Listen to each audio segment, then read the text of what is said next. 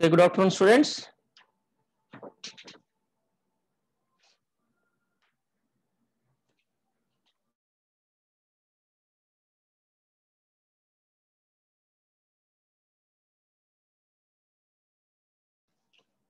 Okay, students, class start చేసుకుందాం. Last class లో మనం కొన్ని టేబుల్స్ ని క్రియేట్ చేసుకొని వాటి మధ్య రిలేషన్స్ క్రియేట్ చేసుకొని డేటాని కూడా మనం డంప్స్ అంటే బై డిఫాల్ట్ డేటా కొన్ని అవసరం అవుతాయి అప్లికేషన్ కి, కస్టమర్స్ ఇవన్నీ కూడా అఫ్ కోర్స్ రిజిస్ట్రేషన్ తో జరుగుతాయి. అండ్ న్యూ ప్రొడక్ట్స్ కొన్నాం అనుకోండి, న్యూ ప్రొడక్ట్స్ కూడా మనము ఎంటర్ చేసుకోవాలి కదా. అందుకని కొన్ని మనము ట్రాన్సాక్షన్స్ లాంటి ప్రాక్టీస్ చేయడం కోసం సమ్ డేటాని మనము ఒకేసారి స్టోర్ చేయడం జరిగింది.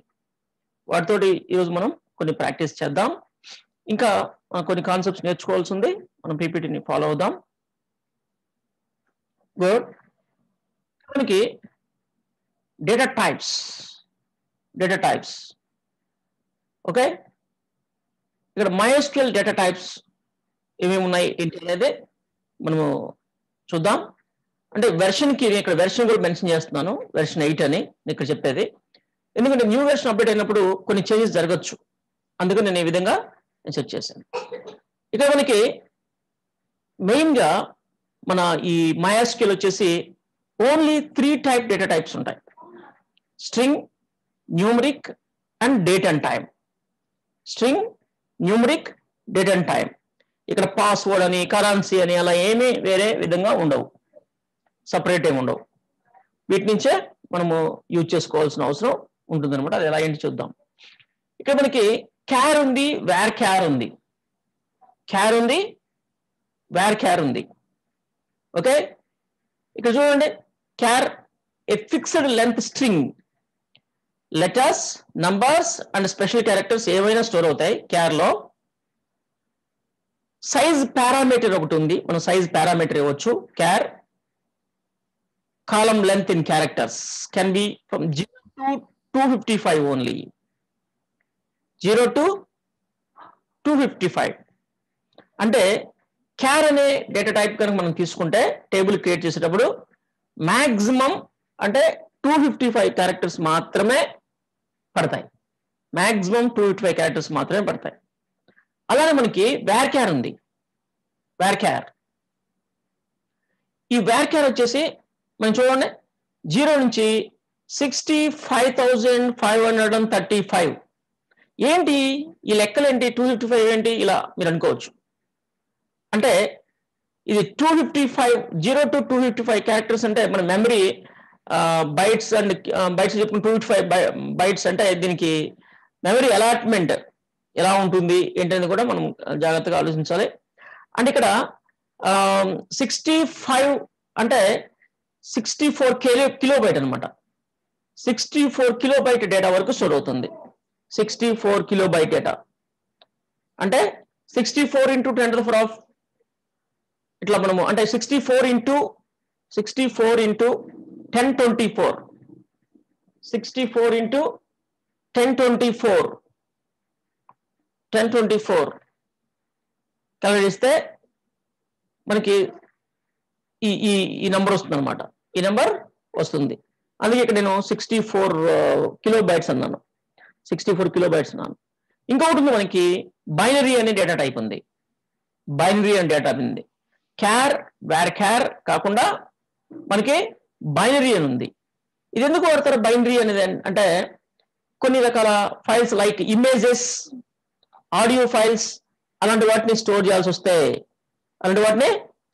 వస్తే మనం బైనరీ యూజ్ చేసుకుంటాం.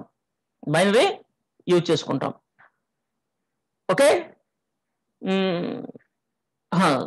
ఓకే, బైనరీ సైజ్, బట్ ఇది క్యార్కి రిలేటెడ్, వెరీ స్మాల్ లెంత్ అనమాట, తక్కువ లెంత్ దీన్ని యూజ్ చేసుకుంటుంది.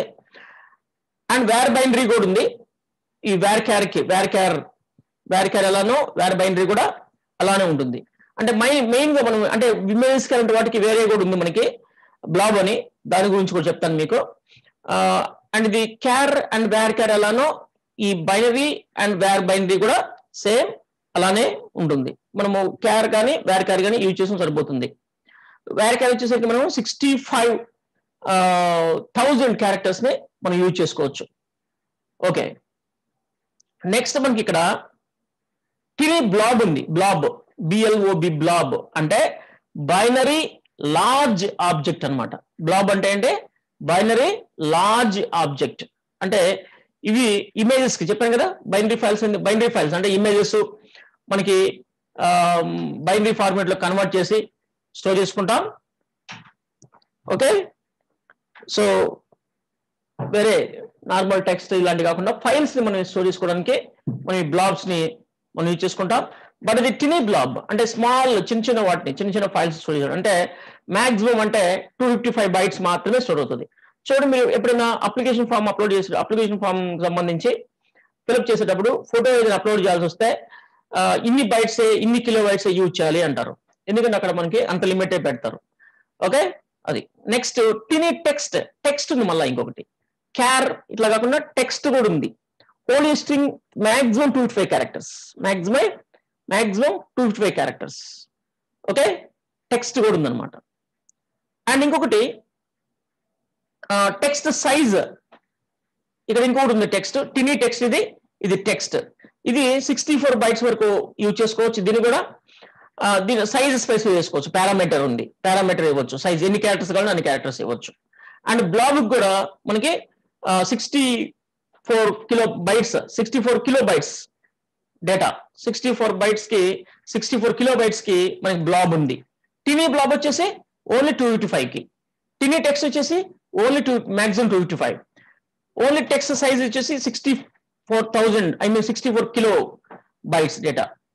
అండ్ మీడియం టెక్స్ట్ కూడా ఉంది. ఇది మనకి 16 MB డేటాని స్టోర్ చేసుకుంటుంది. 16 MB డేటాని స్టోర్ చేయగలుగుతుంది మీడియం టెక్స్ట్. మీడియం బ్లాబ్ కూడా ఉంది. ఇది కూడా సేమ్ 16 MB వరకు హోల్డ్ చేస్తుంది. డేటాని ఫైల్స్ ని స్టోర్ చేయగలుగుతుంది. అండ్ లాంగ్ టెక్స్ట్ కూడా ఉంది. 4 GB డేటాని స్టోర్ చేయగలుగుతుంది. లాంగ్ టెక్స్ట్ అంటే మనం ఏదైనా డిస్క్రిప్షన్స్ అలాంటి ఏమైనా స్టోర్ చేసుకోవాలంటే స్టోర్ చేసుకోవచ్చు. అండ్ లాంగ్ బ్లాబ్ కూడా ఉంది. అది కూడా 4 GB ఆబ్జెక్ట్స్ ని స్టోర్ చేస్తాం. ఇక్కడ ఇమేజెస్ ని లేదా వేరే సమ్ ఆడియో వీడియో ఫైల్స్ ని అలాంటి వాటిని స్టోర్ చేసుకోవడానికి ఈ బ్లాబ్స్ ని యూజ్ చేస్తారని చెప్పుకున్నాం కదా. కానీ అది కరెక్ట్ పద్ధతి కాదు. అది అవకాశం ఉంది కానీ అలా స్టోర్ చేయడం వల్ల ఏమవుతుంది అంటే డేటాబేస్ మీద లోడ్ ఎక్కువ పడి పర్ఫార్మెన్స్ తగ్గిపోతుంది. అందుకని చిన్న ఇమేజ్లు అయితే ఓకే. పెద్ద ఇమేజ్ పెద్ద ఎక్కువ సైజు ఉన్న ఫైల్స్ ని డేటాబేస్ లో స్టోర్ చేయడం అనేది కరెక్ట్ పద్ధతి కాదు. బట్ అవకాశం ఉంది కానీ కరెక్ట్ పద్ధతి కాదు అది. దానికి ఆల్టర్నేటివ్ ఏంటంటే ఫైల్ సిస్టమ్ లో ఆ ఫైల్స్ ని స్టోర్ చేసి దాని పాత్ అంటే దాని లొకేషన్, దాని ఫైల్ నేమ్ ఇలాంటి డీటెయిల్స్ అన్ని కూడా డేటాబేస్ లో స్టోర్ చేసుకొని యూజ్ చేస్తుంటారు. ప్రజెంట్ అలా చేస్తుంటాం. ఓకే, అంటే ఆ ఫైల్ పాత్ మాత్రమే స్టోర్ చేస్తాం. ఫైల్ మాత్రం ఫైల్ సిస్టమ్ లో స్టోర్ అయి ఉంటుంది. డేటాబేస్ లో స్టోర్ చేయకుండా సపరేట్ ఫోల్డర్స్ లో ఫైల్స్ ని స్టోర్ చేసి దాని పాత్ మాత్రమే ఇక్కడ మనము యూజ్ చేస్తుంటాం. అది కరెక్ట్ పద్ధతి. డైరెక్ట్ గా డేటాబేస్ లోనే ఫైల్స్ స్టోర్ చేయడం అనేది కరెక్ట్ పద్ధతి కాదు. ఓకే, దానివల్ల ఏమవుతుంది అంటే పర్ఫార్మెన్స్ అనేది తగ్గిపోతుంది. డేటాబేస్ పర్ఫార్మెన్స్ అనేది తగ్గిపోతుంది. ఓకే, ఇవి మనకి టెక్స్ట్ అండ్ బ్లాబ్ కు సంబంధించిన డేటా టైప్స్, వాటి మాక్సిమం లెంత్. మనం ప్రజెంట్ వేర్ క్యార్ వరకే వాడుకుంటున్నాం. మనం వేర్ క్యార్ అనేది అప్ టు 65,000 క్యారెక్టర్స్ ని మన దాంట్లో స్టోర్ చేసుకునే అవసరం అంటే అవకాశం ఉంది. అది సరిపోతుంది కాబట్టి మనం దాన్నే చిన్నదైనా పెద్దైనా లెంత్ మనం వేర్ క్యార్ 45 వేర్ క్యార్ అని చెప్పేసి దాన్నే యూజ్ చేసుకుని లిమిట్ చేస్తున్నాం. ఎక్కువ మెమరీ వేస్ట్ కాకుండా అవసరమైతే మనం వీటిని కూడా యూజ్ చేసుకోవచ్చు. నెక్స్ట్ ఇంకొకటి ఉంది మనకి ఈనమ్ అని ఉంది. ఈనమ్ డేటా టైప్. ఇదేంటంటే మనము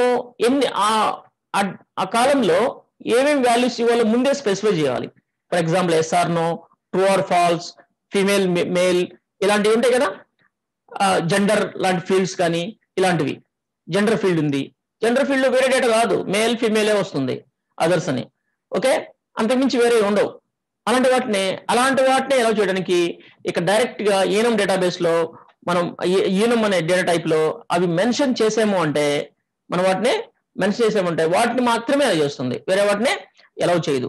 బట్ ఇక్కడ ఎన్ని వాల్యూస్ స్టోర్ చేసుకోవచ్చు తెలుసా? 65,535 వాల్యూస్, క్యారెక్టర్స్ కాదు, వాల్యూస్ ని, అన్ని వాల్యూస్ ని స్టోర్ చేయొచ్చు. ఓకే, బట్ ఇది కూడా మనము యూజ్ చేయం. ఎందుకంటే ఫ్యూచర్ లో ఏదైనా ప్రాబ్లం అయితే దాన్ని అప్డేట్ చేయడం, దాన్ని మళ్ళీ దాని రూల్స్ మార్చడం ఇవన్నీ ఇబ్బంది అవుతుంది. కాబట్టి మనం అలాంటివన్నీ కూడా మనం సపరేట్ గా చేస్తాం. హలో స్టూడెంట్, ఎవరో సంథింగ్ byred@6350 అని లాగిన్ అయినారు. మీ నేమ్ రీప్లేస్ చేసుకోండి, మీకు 5 minutes టైం ఉంది. నేమ్ రీనేమ్ చేసుకోండి. ఓకే, byred@6350 అని లాగిన్ అయినారు. మీ నేమ్ రీనేమ్ చేసుకోండి ప్లీజ్. ఓకే, లేదంటే మీరు 5 minutes లో రెస్పాండ్ అవ్వండి. రెస్పాండ్ అయ్యి రీనేమ్ చేసుకోండి. రీనేమ్ ఎలా చేసుకోవాలో తెలియకపోతే అడగండి. Okay, 5 minutes please. ఓకే, అదేవిధంగా సెట్ కూడా సేమ్.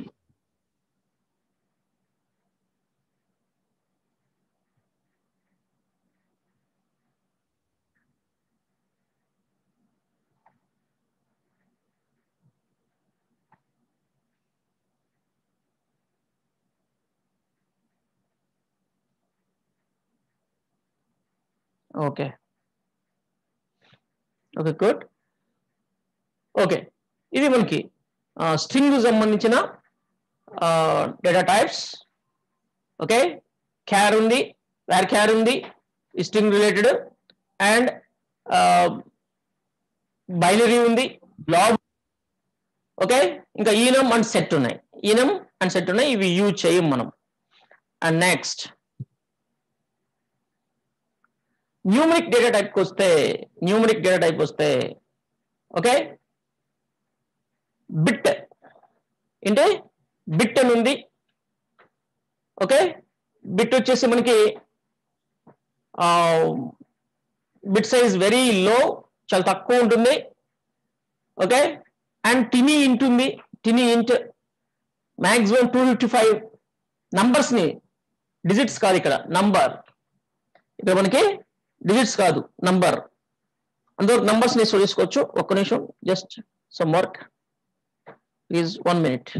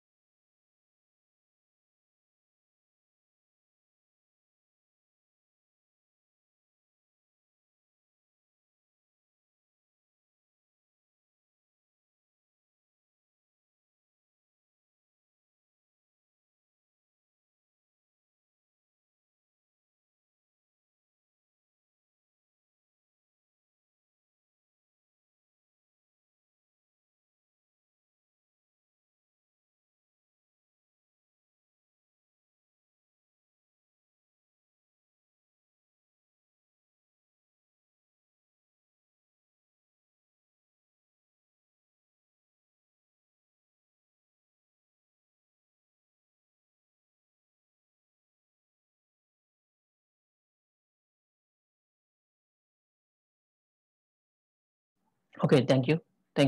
ఓకే, ఇప్పుడు మనం న్యూమరిక్ డేటాకి వెళ్దాం. Numeric data types. దీంట్లో మనకి టినే ఇంట్ ఉంది, బూల్ ఉంది, బూలియన్ ఉంది. బూల్ అంటే ట్రూ ఆర్ ఫాల్స్, అంటే 0 or 1 స్టోర్ అవుతుంది అనమాట. Same bool. టినే ఇంట్ వచ్చేసి 255, అంటే -128 నుంచి +127 వరకు, అంటే టోటల్ 255 నంబర్స్ మాత్రమే స్టోర్ అవుతాయి. 255 నంబర్స్ మాత్రమే మనకి ఇక్కడ స్టోర్ అవుతాయి. Okay, numbers, only numbers. ఎన్ని నంబర్స్? 255 numbers, maximum 255 numbers. మీకు ఇంకో విషయం తెలుసా? ఇది చాలా అంటే చాలా తక్కువ మెమరీని వాడుకుంటుంది. ఓకే, టెక్స్ట్ తో కంపేర్ చేసుకుంటే ఈ స్ట్రింగ్ సంబంధించిన డేటా టైప్స్ ఇప్పుడు చెప్పుకున్నాం కదా, దాంట్లో 1 క్యారెక్టర్ స్టోర్ అవ్వాలి అంటే 1 బైట్ మెమరీ కావాలి. 1 క్యారెక్టర్. మనం ఇప్పుడు ఇంతకుముందు చెప్పుకున్న ఈ డేటా టైప్స్ లో ఫర్ ఎగ్జాంపుల్ టినీ టెక్స్ట్ తీసుకుంటే ఇది మనకి 255 క్యారెక్టర్స్ ని స్టోర్ చేసుకుంటుంది అన్నాం కదా. అంటే ఇది 255 మాక్సిమం 255 బైట్స్ మెమరీని యూజ్ చేస్తుంది మాక్సిమం. 1 క్యారెక్టర్ స్టోర్ అవడానికి 1 బైట్ అవసరం ఉంటుంది. టెక్స్ట్ స్ట్రింగ్ 1 బైట్ కి 1 క్యారెక్టర్ కి 1 బైట్ మెమరీ. బైట్ మెమరీ అంటే తెలుసు కదా, బిట్స్ అండ్ బైట్స్ తెలుసు కదా. బిట్ అంటే మనకి బైనరీ డిజిట్ స్టోర్ అయ్యేది 1 బిట్ అంటారు. 8 బిట్స్ అంటే 1 byte. 1 byte can store 1 digit 1 character. ఏబిసిడీలు ఉంటాయి కదా, 1 క్యారెక్టర్ స్టోర్ అవడానికి మనకి 1 బైట్ మెమరీ అవసరం ఉంటుంది. 1 బైట్. 1024 బైట్స్ అంటే 1 కిలోబైట్. 1024 కిలోబైట్ అంటే 1 మెగాబైట్. 1024 మెగాబైట్ అంటే 1 గిగాబైట్. 1024 గిగాబైట్ అంటే 1 టెరాబైట్. 1024 టెరాబైట్స్ అంటే 1 పెటాబైట్. ఇలా ఉంటాయి అన్నమాట. మనము ఎక్కువగా మనం జీబీలు టీబీలు వరకే ప్రజెంట్ యూజ్ చేస్తున్నాం. మెమరీ స్టోరేజ్లో టీబీ 1 టీబీ 2 టీబీ హార్డ్ డిస్క్లని వాడుతుంటాం కదా. ర్యామ్లు అయితే జీబీల్లో వాడుతుంటాం, టెంపరరీ మెమరీస్. ఇలా 1 బైట్ లో 1 క్యారెక్టర్ స్టోర్ అవుతుంది. ఫర్ ఎగ్జాంపుల్ ఇక్కడ బైరెడ్ అని స్టోర్ చేయాలి అంటే ఇది మనం ఫర్ ఎగ్జాంపుల్ బైరెడ్ అని చిన్న ఒక సమ్ వర్డ్ మనము స్టోర్ చేయడానికి మనకి అక్కడ ఎన్ని క్యారెక్టర్స్ ఉన్నాయో అన్ని బైట్స్ మెమరీ అవసరం ఉంటుంది. అంటే అప్రాక్సిమేట్ గా 5 బైట్స్ అవసరం ఉంటుంది. 5 బైట్స్ అవసరం ఉంటుంది. బట్ ఇంటిజర్ డేటా టైప్స్ అనేవి మీరు వండర్ అనమాట. ఇక టినీ ఇంట్ మాక్సిమం 255 నంబర్స్ ని స్టోర్ చేసుకుంటుంది కదా, నంబర్స్ ని స్టోర్ చేసుకుంటుంది. ఇది మాక్సిమం కూడా 1 బైట్ మెమరీనే వాడుకుంటుంది. ఎంత?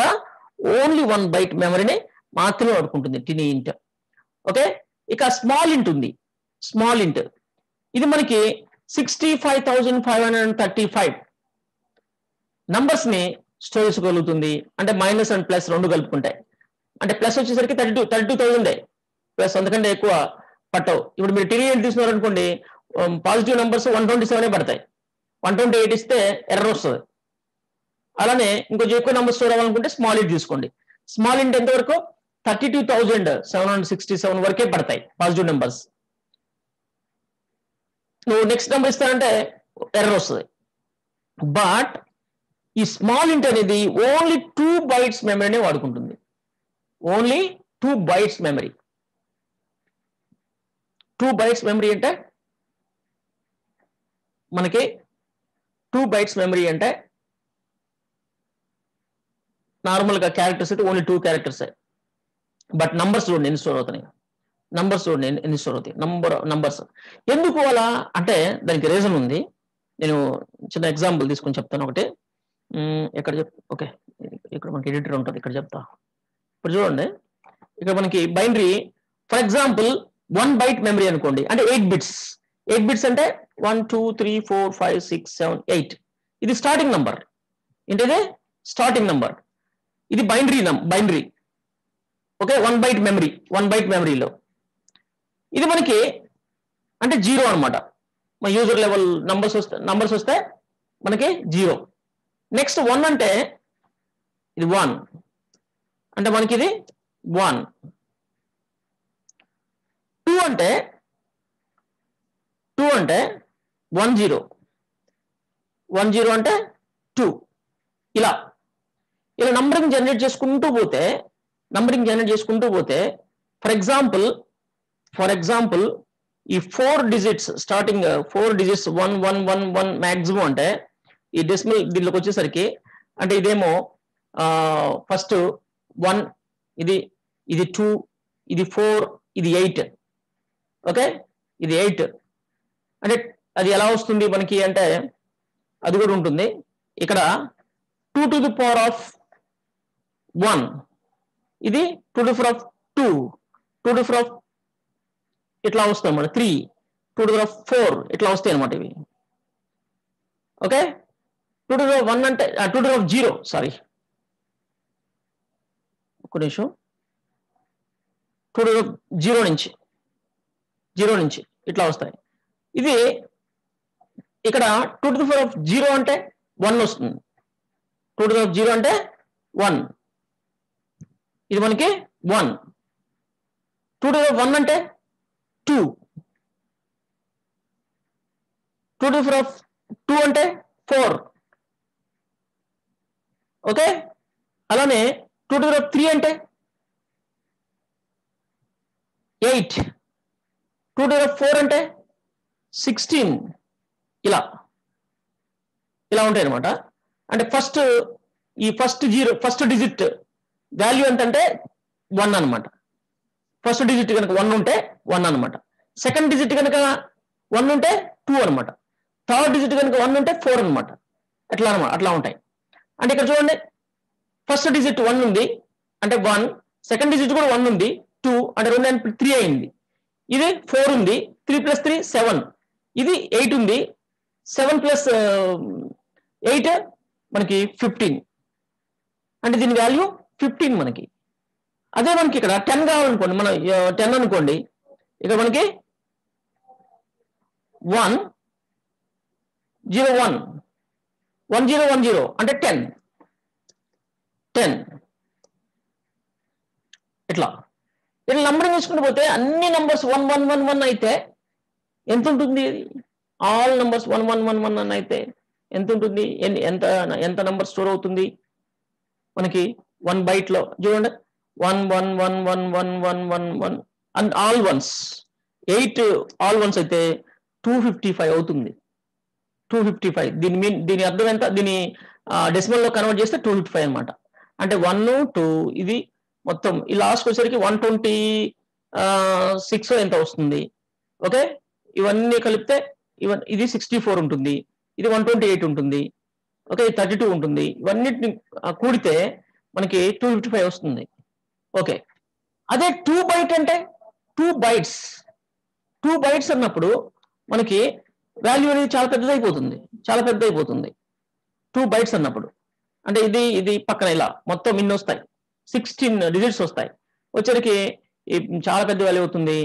ఓకే, దీని మొత్తం ఎంత నంబర్ స్టోర్ అవుతుంది అంటే, ఓకే మీకు ఇక్కడ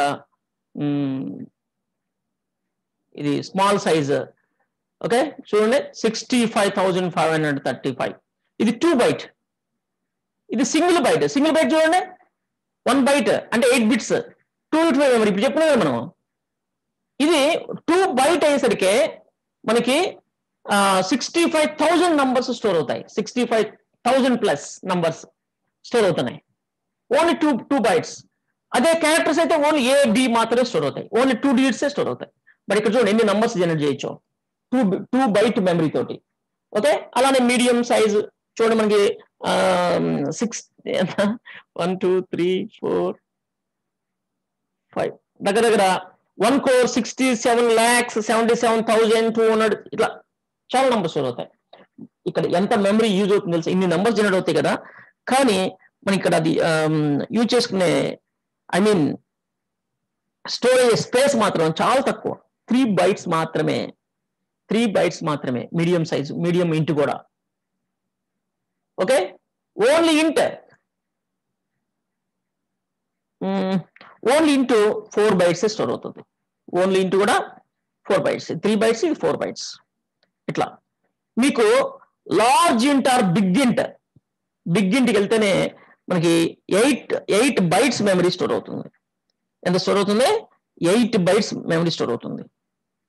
అండ్ ఫ్లోట్స్ కానీ డబుల్ కానీ డెసిమల్ కానీ అలాంటివి ఉంటే అవి కూడా మనకి ఒక 4 బైట్ వరకు స్టోర్ అవుతాయి, ఎందుకంటే డెసిమల్ ప్లేసెస్ అలాంటివి వాడాలి కాబట్టి.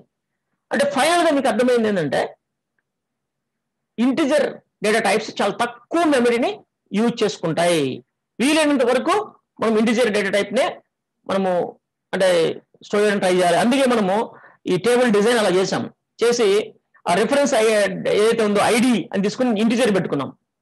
అవి చాలా తక్కువ మెమరీ ఆక్యుపై చేస్తాయి. అందుకే మనకి ప్రాబ్లం ఉండదు, బైట్స్ లో మెమరీ ఆక్యుపై చేస్తాయి. అదే స్ట్రింగ్ అనుకోండి, మనం ప్రైమరీ కీస్ ఇలాంటివన్నీ ఫారెన్ కీస్, ప్రైమరీ కీస్ అంటే స్ట్రింగ్ ఉన్న ఫీల్డ్కి పెట్టామనుకోండి, మనకి పెద్దగా అంటే డేటా అనేది ఎక్కువ, మెమరీ అనేది ఎక్కువ యూజ్ అవుతుంటది అనమాట. ఓకే, ఇలా మనకి ఈ డెసిమల్ పాయింట్స్ ఉన్న వాటిని మనము డెసిమల్ కానీ ఫ్లోట్ కానీ తీసుకోవాల్సి ఉంటుంది మనం. ఓకే గుడ్, ఇవి integer data types. Next date and time data types తీసుకుంటే డేట్ అండ్ టైం మనకి ఇవి కూడా ఎక్కువ మెమరీని ఆక్యుపై చేస్తాయి. అంటే డైరెక్ట్ డేట్ వచ్చేసి మనకి 3 bytes, టైం వచ్చేసి 3 bytes అంతే ఉంటాయి, నంబర్స్ ఉంటుంది. డేట్ అండ్ టైం వచ్చేసి 8 bytes ఉంటుంది. ఓకే, టైం స్టాంప్ 4 bytes ఉంటుంది. తక్కువ మెమరీ ఆక్యుపై చేస్తుంది. ఇయర్ వచ్చేసి 1 ఇట్లా. ఇయర్ వచ్చేసి ఓన్లీ 1 byte స్టోర్ అవుతుంది, 1 byte మెమరీ. డేట్ వచ్చేసి ఓన్లీ మనకి 3 bytes, టైం కూడా మనకి 3 bytes స్టోర్ అవుతుంది. మనకి డేట్ టైం ఏదైతే ఉందో, డేట్ టైం అనేది ఇది మాత్రమే మనకి 8 bytes మెమరీ. 8 bytes కూడా చాలా తక్కువే కదా, ప్రాబ్లం లేదు. ఇవి డేటా టైప్స్. డేటా టైప్స్ వచ్చేసి ఈ విధంగా ఉంటుంది మనకి. ఇయర్ బై డిఫాల్ట్ MySQL లో by default year, month, date ఉంటుంది. మనం మార్చుకోవచ్చు, దాని తర్వాత చెప్తాను ఎలా మార్చుకోవాలి ఏంటనేది. ఓకే, ఇయర్, మంత్, డేట్ అలా ఉంటుంది. మనకి జనరల్ గా స్టార్టింగ్ నంబర్, ఎండింగ్ నంబర్ ఇలా ఉంటుంది. Starting number, ending numbers. Month ఏమో ఎండింగ్ నంబర్ వచ్చేసి 12 ఉంటుంది. ఈ డే ఏమో 31 ఉంటుంది. ఇయర్ ఏమో ప్రజెంట్ ఇక్కడ 9999 ఉంటుంది. Okay, present databases. ఒకసారి మనకి మీకు తెలుసు తెలీదు, Y2K ప్రాబ్లం వచ్చింది. Y2K ప్రాబ్లం అని. అప్పుడు వాళ్ళు ఏం చేసిన సిస్టమ్స్ ప్రకారం ఇయర్ అనేది 2000 అంటే ఫస్ట్ డిజిట్ 1 కాస్త అంటే 1999 ఉంది కదా, ఈ రెండు అయిపోయి 2000 రాగానే 2 రాదనమాట. ఆ విధంగా వాళ్ళు డిజైన్ చేశారు. ఓకే, అందుకే అప్పుడు ప్రాబ్లం వచ్చింది, వాటిని అన్నింటిని అప్డేట్ చేస్తున్నారు. బట్ ఇప్పుడు అలా కాదు. ఇప్పుడు మనకి 9999 అంటే ఇంకా ఎన్ని వేల సంవత్సరాలకో మనకి వస్తే ఆ ప్రాబ్లం వచ్చేది. ఓకే, అట్లా ఇలా ఉంది మనకి ఇది. అండ్ డేట్ టైం ఫార్మాట్ కూడా అవర్ అండ్ మినిట్స్, సెకండ్స్ ఇలా ఉంటాయి. ఓకే ఓకే, అవర్స్ 24 అంటే 24 అనేది ఉండదు. 23, 59, 59 ఎండింగ్ నంబర్. 00 నుంచి 59 వరకు ఉంటుంది. అండ్ 60 అనేది పడదు ఎక్కడ, మీరు చూసి ఉండొచ్చు. మినిట్స్ కానీ సెకండ్స్ కానీ 60 అనే నంబర్ పడదు అసలుకి. అవర్స్ లో 24 అనే నంబర్ పడదు అసలుకి. ఓకే, 24, 23, 59 అయిపోయిన తర్వాత డైరెక్ట్ 1కి వెళ్ళిపోతుంది తప్ప 24 అనేది ఉండదు. ఇది కూడా 60 పడదు. 59 తర్వాత 00 పడిపోతుంది, ఇక్కడ 1 వస్తుంది, ఇక్కడ 1 వస్తుంది. ఇది కూడా అంతే ఉంటుంది, అట్లా మారుతాయి. ఓకే, అది. సో టైం స్టాంప్ కూడా ఉంది. టైం స్టాంప్స్ కూడా సేమ్ ఇలానే ఉంటాయి. బట్ కాకపోతే మనకి టైం జోన్ తో పాటు ఉంటుంది టైం స్టాంప్. టైం జోన్ తో పాటు ఉంటుంది టైం స్టాంప్. ఓకే, అందుకే మనకి అంటే టైం స్టాంప్ ఓన్లీ 4 bytes తీసుకుంటుంది. 4 bytes.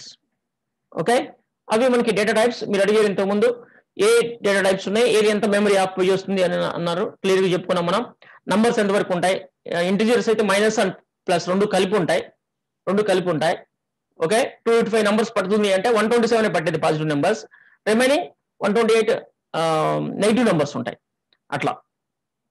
ఓకే ఓకే, బట్ మనకి ఇక్కడ పాస్వర్డ్స్ ఏ విధంగా స్టోర్ చేస్తాం, మనకి పాస్వర్డ్ అనే డేటా టైప్ లేదు. మన కాడ పాస్వర్డ్ అనే డేటా టైప్ లేదు. మరి దాన్ని ఎలా అంటే, నేను ఇప్పుడు మీకు దాని ఎగ్జాంపుల్ చూపిస్తాను ఒకటి. అంటే పాస్వర్డ్స్ అంటే కనపడకూడదు కదా. మామూలుగా MySQL డేటాబేస్ ఉంది. ఈ MySQL డేటాబేస్ ఓపెన్ చేసి దాంట్లో డేటా టైప్ పాస్వర్డ్ ఉంటుంది. మీకు నేను చూపిస్తాను MySQL డేటాబేస్ ఒకసారి.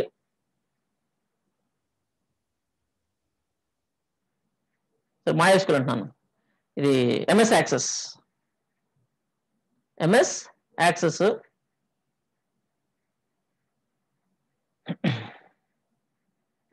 ఏదైనా ఒక డేటాబేస్ చూస్తే, ఓకే, మీరు ఒక టేబుల్ని క్రియేట్ చేయడానికి, డేటాబేస్ లో ఒక టేబుల్ని క్రియేట్ చేయడానికి డిజైన్, దీంట్లో మనం ఏదైనా సంథింగ్ SL నంబర్ అన్నాం అనుకోండి, ఇక్కడ డేటా టైప్ సెలెక్ట్ చేసుకోవచ్చు. డేటా టైప్స్ ఇక్కడ ఓకే, పాస్వర్డ్ లేదా, పాస్వర్డ్ ఉంటుంది. పాస్వర్డ్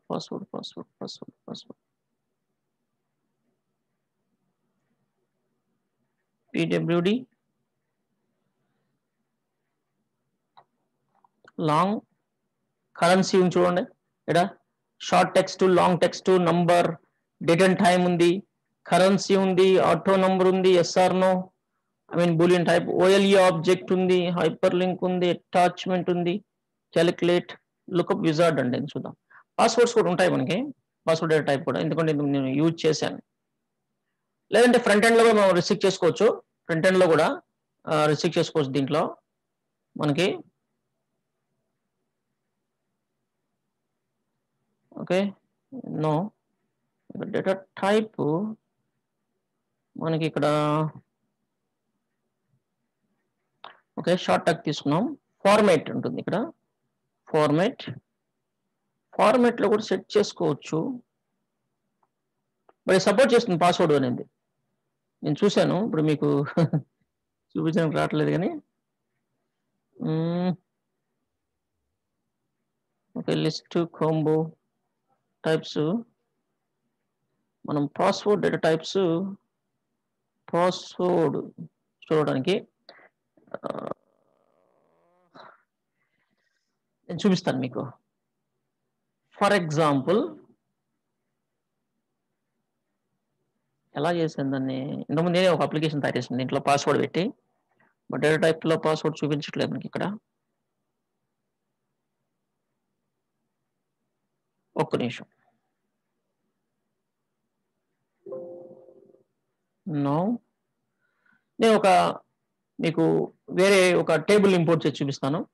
ఎంఎస్ యాక్సెస్ విఆర్ ఒక డేటాబేసెస్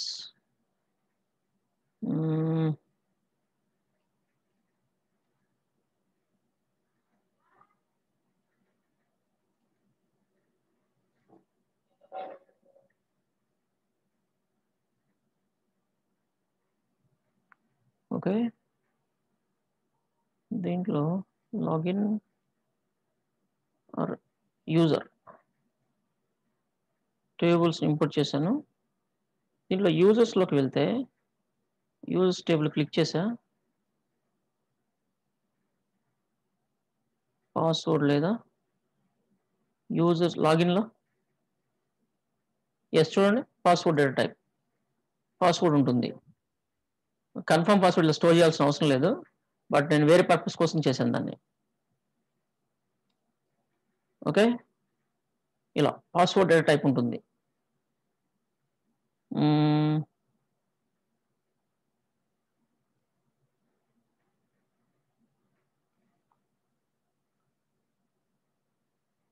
పాస్వర్డ్ చూడండి, ఇన్పుట్ మాస్క్ పాస్వర్డ్ టెక్స్ట్ తీసుకుని ఇన్పుట్ మాస్క్ పెట్టుకున్నాం. Okay good. ఇలా మనం ఇన్పుట్ మాస్క్ పెట్టుకున్నాం. ఇన్పుట్ మాస్క్ ఇలా ఉంటాయి పాస్వర్డ్స్ డేటా టైప్స్ సెట్టింగ్స్ లో ఉంటాయి. బట్ అంటే కరెన్సీ కూడా ఉంది. కరెన్సీ ఇలాంటి సెట్ చేస్తే ఏమవుతుంది అంటే మనకి కరెన్సీ సింబల్ రావడం ఇలాంటివన్నీ ఉంటాయి అనమాట. బట్ ఇలాంటివి ఏమి మనకి MySQL లో లేవు. MySQL లో పాస్వర్డ్స్ ఇలాంటివన్నీ. బట్ పాస్వర్డ్ సీక్రెట్గా ఉండాలి, కనపడకూడదు కదా. ఏం పాస్వర్డ్ ఇచ్చావు ఏంటి కనపడకూడదు కదా, మరి ఎలా చేయాలి దానికి? దానికోసం చిన్న టెక్నిక్ ఉంది. అంటే కొన్ని ఫంక్షన్స్ ని యూజ్ చేసుకొని మనం వాటిని ఎన్క్రిప్ట్ చేస్తుంటాం. కొన్ని ఆల్గరిథమ్స్ అంటారు వాటిని. కొన్ని ఆల్గరిథమ్స్ ని యూజ్ చేసుకొని పాస్వర్డ్స్ ని ఎవరికి అర్థం కాకుండా సీక్రెట్ గా దాన్ని స్టోర్ అయ్యేటప్పుడు కూడా, అంటే ఫ్రంట్ ఎండ్ ఎట్లాగో ఏదో సమ్ స్పెషల్ క్యారెక్టర్ తోటి కనిపించకుండా టైప్ చేస్తుంటాం మనం. ఓకే క్యారెక్టర్స్ హైడ్ చేసుకొని చేస్తుంటాం. బట్ బ్యాక్ ఎండ్ లో కూడా ఎవరికి కనపడకుండా ఉండడానికి దాన్ని ఎన్క్రిప్ట్ చేసుకొని స్టోర్ చేసుకోవచ్చు అనమాట. ఎన్క్రిప్ట్ చేసుకొని స్టోర్ చేసుకోవచ్చు. దానికోసం మనకి కొన్ని ఇక్కడ 2 encryptions SHA and MD5 SHA and MD5 అనే 2 ఎన్క్రిప్షన్ ఫంక్షన్స్ మనకి ఇక్కడ, ఐ మీన్ అల్గరిథమ్స్, 2 అల్గరిథమ్స్ ఉన్నాయి. ఒకటేమో 128 బిట్ సెట్ చేస్తే, ఇంకోటేమో 160 బిట్ కన్వర్షన్ చేస్తుంది. 160 బిట్ కన్వర్షన్ చేస్తుంది అనమాట. ఓకే ఆ 2 ఏంటి అనేది చూద్దాం ఒకసారి. ఇది మెసేజ్ డైజెస్ట్ అల్గరిథం అంటారు దీన్ని. ఇదేమో సెక్యూర్ హ్యాష్ అల్గరిథం అంటారు. సెక్యూర్ హ్యాష్ అల్గరిథం అంటారు. మనకి 2 ఉన్నాయి. ఈ 2 డిఫరెన్స్ ఏంటి, ఏది బెటర్ అంటే షానే బాగుంటుంది. MD5 కంటే. ఓకే బట్ ఇది తక్కువ మెమరీని యూజ్ చేసుకుంటుంది, బట్ ఇది ఎక్కువ మెమరీని యూజ్ చేసుకుంటుంది. దాంతో మనం ఒక టేబుల్ క్రియేట్ చేసి ఎలా డేటాని స్టోర్ చేస్తాం అనేది మీకు ఎగ్జాంపుల్ గా చూపించబోతున్నాను. ఇక్కడ క్రియేట్ టేబుల్, ఓకే, యూజర్ అనే టేబుల్ క్రియేట్ చేస్తున్నాను. ఇక్కడ కొన్ని ఫీల్డ్స్ ఇస్తున్నాను. సింపుల్ గా యూజర్ ఐడి, యూజర్ నేమ్ ఇట్లా ఇవ్వకూడదు కదా, అందుకని యూజర్ నేమ్ అని ఇవ్వచ్చు. లేదంటే ఇది ఇలా ఒప్పుకో, దీనికి ఏమీ సంబంధం లేదు కాబట్టి ఇలా ఇస్తే మనకి ఈజీగా ఉంటుంది. యూజర్ నేమ్ స్పేస్లు ఇవ్వకూడదు. ఓకే, అండ్ ఇనిషియల్ అండి మామూలుగా varchar. ఈ varchar అనేది అంటే var క్యారెక్టర్ అనేది మనకి 65,000 ప్లస్ క్యారెక్టర్స్ స్టోరేజ్ కెపాసిటీ ఉంటుంది. కానీ నేను ఓన్లీ 55 లిమిట్ చేస్తాను. దాంతో మెమరీ అనేది వేస్ట్ కాకుండా ఉంటుంది. Okay, and next password.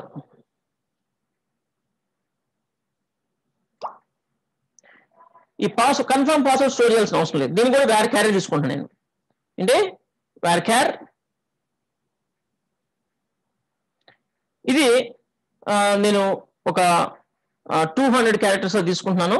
Purpose మనం ఇచ్చిన దాన్ని బైనరీలో వేరే ఫార్మేట్లో హెక్సాడెసిమల్ అట్లా కన్వర్ట్ చేసుకుంటుంది. కన్వర్ట్ చేసుకున్నప్పుడు ఏమవుతుంది అంటే తక్కువ డిజిట్స్ ని కన్వర్ట్, అది ఎన్క్రిప్ట్ చేసినప్పుడు, ఆల్గోరిథం ఎన్క్రిప్ట్ చేసినప్పుడు ఎక్కువ డిజిట్స్ తయారవుతాయి. అందుకని చెప్పేసి నేను ఇక్కడ ఎక్కువ మెమరీని అలాట్ చేశాను. పాస్వర్డ్ ఎక్కువ మెమరీని అలాట్ చేశాను నేను. ఓకే, ఇది టేబుల్ క్రియేట్ అవుతుంది. ఎక్కడ క్రియేట్ అవుతుంది అది చెప్పలేదు మనము, ఇక్కడ చెప్దాం. ఎందుకంటే డిఫాల్ట్ లేదా, లేదంటే ఒకసారి మనము యూజ్ అన్నామంటే డిఫాల్ట్ సెట్ అవుతుంది. యూజ్ ఈ మార్ట్. ఇక్కడ చూస్తే ఇక్కడ ప్రజెంట్ డిఫాల్ట్ ఏం లేదు, అంటే ఏది హైలైట్ అయ్యలేదు. చూడండి, ఇప్పుడు ఈ స్టేట్మెంట్ రన్ అయింది అంటే ఈ మాట హైలైట్ అవుతుంది. చూడండి, ఒక టేబుల్ క్రియేట్ అయింది. ఇక్కడ యూజర్స్ అనే టేబుల్ క్రియేట్ అయింది. దాంట్లో ఇప్పుడు డేటాని స్టోర్ చేద్దాం. యూజర్స్ డేటాని ఇక్కడ ఇన్సర్ట్ ఇంటూ, మనకి ఈ మాట హైలైట్ అయింది అంటే డిఫాల్ట్ సెట్ అయిపోయింది. యూజర్స్ చేసేటప్పుడు మనం ఇక్కడ డేటా అనేది రెండిట్లో స్టోర్ చేస్తున్నాం కాబట్టి మనం స్పెసిఫై చేయాల్సిన అవసరం లేదు. ఏ కాలమ్స్ లో డేటా స్టోర్ చేస్తున్నాం ఏంటనేది చేయాల్సిన అవసరం లేదు. డైరెక్ట్ గా మనం వాల్యూస్ ఇవ్వచ్చు. వాల్యూస్ ఏమిద్దాం, ఫస్ట్ యూజర్ నేమ్ వచ్చేసి రాము అని యూజర్ నేమ్ ఇస్తున్నాను. రాము అని యూజర్ నేమ్, కమా పాస్వర్డ్ వచ్చేసి నేను ABC@123 అని ఇస్తున్నాను. ABC@123 అని ఇస్తున్నాను. ఓకే, ఇక్కడ విషయం గమనించాలి మీరు, నేను ఇక్కడ కాలమ్స్ ఇవ్వలేదు. ఈ విధంగా యూజర్ నేమ్ అండ్ పాస్వర్డ్ కాలం ఇవ్వలేదు. మామూలుగా అయితే ఇక్కడ యూజర్ నేమ్ అండ్ పాస్వర్డ్ అనే కాలమ్స్ కూడా మెన్షన్ చేయాలి, కానీ ఇక్కడ చేయట్లేదు. ఎందుకని చేయట్లేదంటే అన్ని కాలమ్స్ డేటా ఇస్తున్నాను, అన్ని కాలమ్స్ డేటా ఫిల్అప్ చేస్తున్నాను. ఎన్ని కాలమ్స్ ఉన్నాయో అన్ని కాలమ్స్ ఇస్తున్నాం కాబట్టి కాలమ్స్ వేటిని వదలలేదు కాబట్టి మనం మెన్షన్ చేయాల్సిన అవసరం లేదు. రూల్ ప్రకారం చేయాలి, చేయకపోయినా ఏం కాదు. ఓకే, ఇంకొక యూజర్ కూడా క్రియేట్ చేస్తాను నేను. కామా పెట్టి ఇంకొక రికార్డుకి సంబంధించిన వాల్యూని మనం ఇలా ఇవ్వాలి. అండ్ ఇంకొక యూజర్ కూడా క్రియేట్ చేస్తున్నా, దానికి ఇలా ఈ విధంగా ఇవ్వాలి. అన్ని అయిపోయిన తర్వాత ఈ విధంగా మనం సెమీకోలన్ ఇవ్వాలి. ఇక్కడ రాము బదులు ప్రసాద్ ఇస్తున్నాను. ఇక్కడ కిరణ్ ఇస్తున్నాను. 3 యూజర్స్. ఇక్కడ ఏంటంటే అందరికీ ఒకే పాస్వర్డ్ ఇస్తున్నాను, ఎందుకంటే మీకు డిఫరెన్స్ చూపించాలనుకుంటున్నాను. ఇక్కడ ఓన్లీ రాము యూజర్ ని ఎన్క్రిప్ట్ చేయకుండా డైరెక్ట్ గా స్టోర్ చేస్తున్నాను. దీన్ని ఎన్క్రిప్ట్ చేద్దాం ఫర్ సెక్యూరిటీ రీజన్. అది MD5 తో నేను ఇక్కడ MD5 తో ఎన్క్రిప్ట్ చేస్తున్నాను.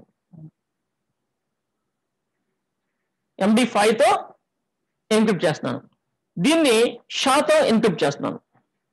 షా 1 2 3 అలా ఉంటాయి. నేను ఓన్లీ షా అని తీసుకుంటున్నాను. నేను ఇక్కడ షాతో ఎన్క్రిప్ట్ చేస్తున్నాను, ఓన్లీ షా. ఇది MD5, ఇది షాతో ఎన్క్రిప్ట్ చేస్తున్నాను. నార్మల్గా నేను ఇచ్చేటప్పుడు అన్ని ఒకే పాస్వర్డ్ ఇస్తున్నాను. దీని అసలు ఎన్క్రిప్టే చేయట్లేదు. ఈ రెండింటి ఎన్క్రిప్ట్ చేస్తున్నాను. ఇప్పుడు ఎలా స్టోర్ అవుతుందో చూద్దాం. ఓకే, స్టోర్ అయింది. ఒకసారి యూజర్స్ ఓపెన్ చేసి చూద్దాం. ఇక్కడ మీరు జాగ్రత్తగా గమనిస్తే ఇక్కడ యూజర్స్ లో చూడండి, నేను ఎన్క్రిప్ట్ చేయలేదు రాము పాస్వర్డ్, యాజ్ దిస్ అలానే కనబడుతుంది, abc@123 అని కనబడుతుంది. But Prasad and Kiran encrypt చేసి స్టోర్ చేశాను వాటి పాస్వర్డ్స్ ని. ఇప్పుడు మనకి ఇదేమో MD5 తో చేశాను, ఇదేమో షాతో చేశాను. బట్ రెండు కూడా abc@123నే, మూడు ఆఫ్ కోర్స్ మూడు, బట్ ఈ రెండు కూడా abc@123నే. కానీ ఇదేమో తక్కువ డిజిట్స్ ని కన్వర్ట్ చేసినప్పుడు తక్కువ డిజిట్స్ వచ్చింది, దీనికేమో ఎక్కువ డిజిట్స్ వచ్చినాయి. కారణం ఏంటంటే ఇది 120 బిట్ తో చేస్తుంది, ఇది 160 బిట్ తో చేస్తుంది ఇది. అందుకని చెప్పేసి డిఫరెన్స్ ఉంది, ఎక్కువ డిజిట్స్ స్టోర్ కన్వర్ట్ అవుతాయి. ఓకే, కన్వర్ట్ అయినప్పుడు ఎక్కువ డిజిట్స్ అనేవి ఫామ్ అవుతాయి. ఇక్కడ ఇవి ఏంటి, ఇవి 1 2 3లు ABCDలు ఉన్నాయి, కానీ ఇవి ఉండవు, ఈ క్యారెక్టర్స్ ఏమి ఉండవు, ఇదే ఉండదు. ఓకే, ఇక్కడ 1 2 3లు ABCDలు ఉంటాయి, ఎందుకంటే ఇది హెక్సాడెసిమల్ లో కన్వర్ట్ అవుతుంది. హెక్సాడెసిమల్ నంబర్ అంటే ఎలా ఉంటుందంటే 0 1 2 3 4 5 6 7 8 9, ఓకే, ABCDEF మొత్తం 16 డిజిట్స్ ఉంటాయి. 16 డిజిట్స్ తోటి ఈ కోడ్ ని జనరేట్ చేస్తుంది అనమాట. చూడండి, F తర్వాత ఇంకేం ఉండదు ఇక్కడ, క్యారెక్టర్ F వరకే ఉంటుంది, అప్ టు F. అంటే ఈ డిజిట్స్ మిక్స్ చేసి సమ్ కోడ్ తయారు చేస్తుంది. దాన్ని అల్గరిథమ్స్ ని యూజ్ చేసి ఆ విధంగా మనకి కన్వర్ట్ చేస్తుంది అనమాట మన ఈ కోడ్ ని, ఎవరికి అర్థం కాకుండా, సెక్యూరిటీ పర్పస్. ఇప్పుడు ఇది చూస్తే ఈజీగా పాస్వర్డ్ తెలిసిపోతుంది. ఇప్పుడు ఈ రెండు చూస్తే పాస్వర్డ్ ఏంటో తెలుస్తుందా? అసలు వీటికి సంబంధమే ఉండదు. ఓకే, MySQL లో పాస్వర్డ్ కోసం సపరేట్ డేటా టైప్ అంటూ ఏం లేదు. మిగతా కొన్ని డేటాబేసెస్ లాగా దీంట్లో అలాంటి ఏం లేవు. ఓకే, దీన్ని ఎలా పాస్వర్డ్స్ ని స్టోర్ చేసుకుంటారంటే some algorithms like MD5 and SHA అనే అల్గరిథమ్స్ ని యూజ్ చేసుకొని నీకు ఏది కన్వీనియంట్ అనుకుంటే దాన్ని పాస్వర్డ్స్ ని కన్వర్ట్ చేసుకుని డేటా స్టోర్ చేసుకోవచ్చు. ఎక్కడ యూజ్ చేస్తాం MD5 and SHA?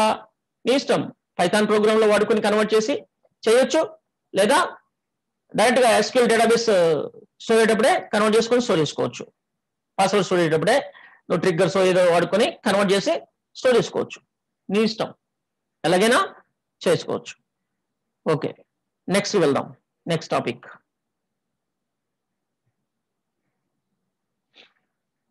Okay, rate formats ఇది ఆల్రెడీ చెప్పుకున్నాం.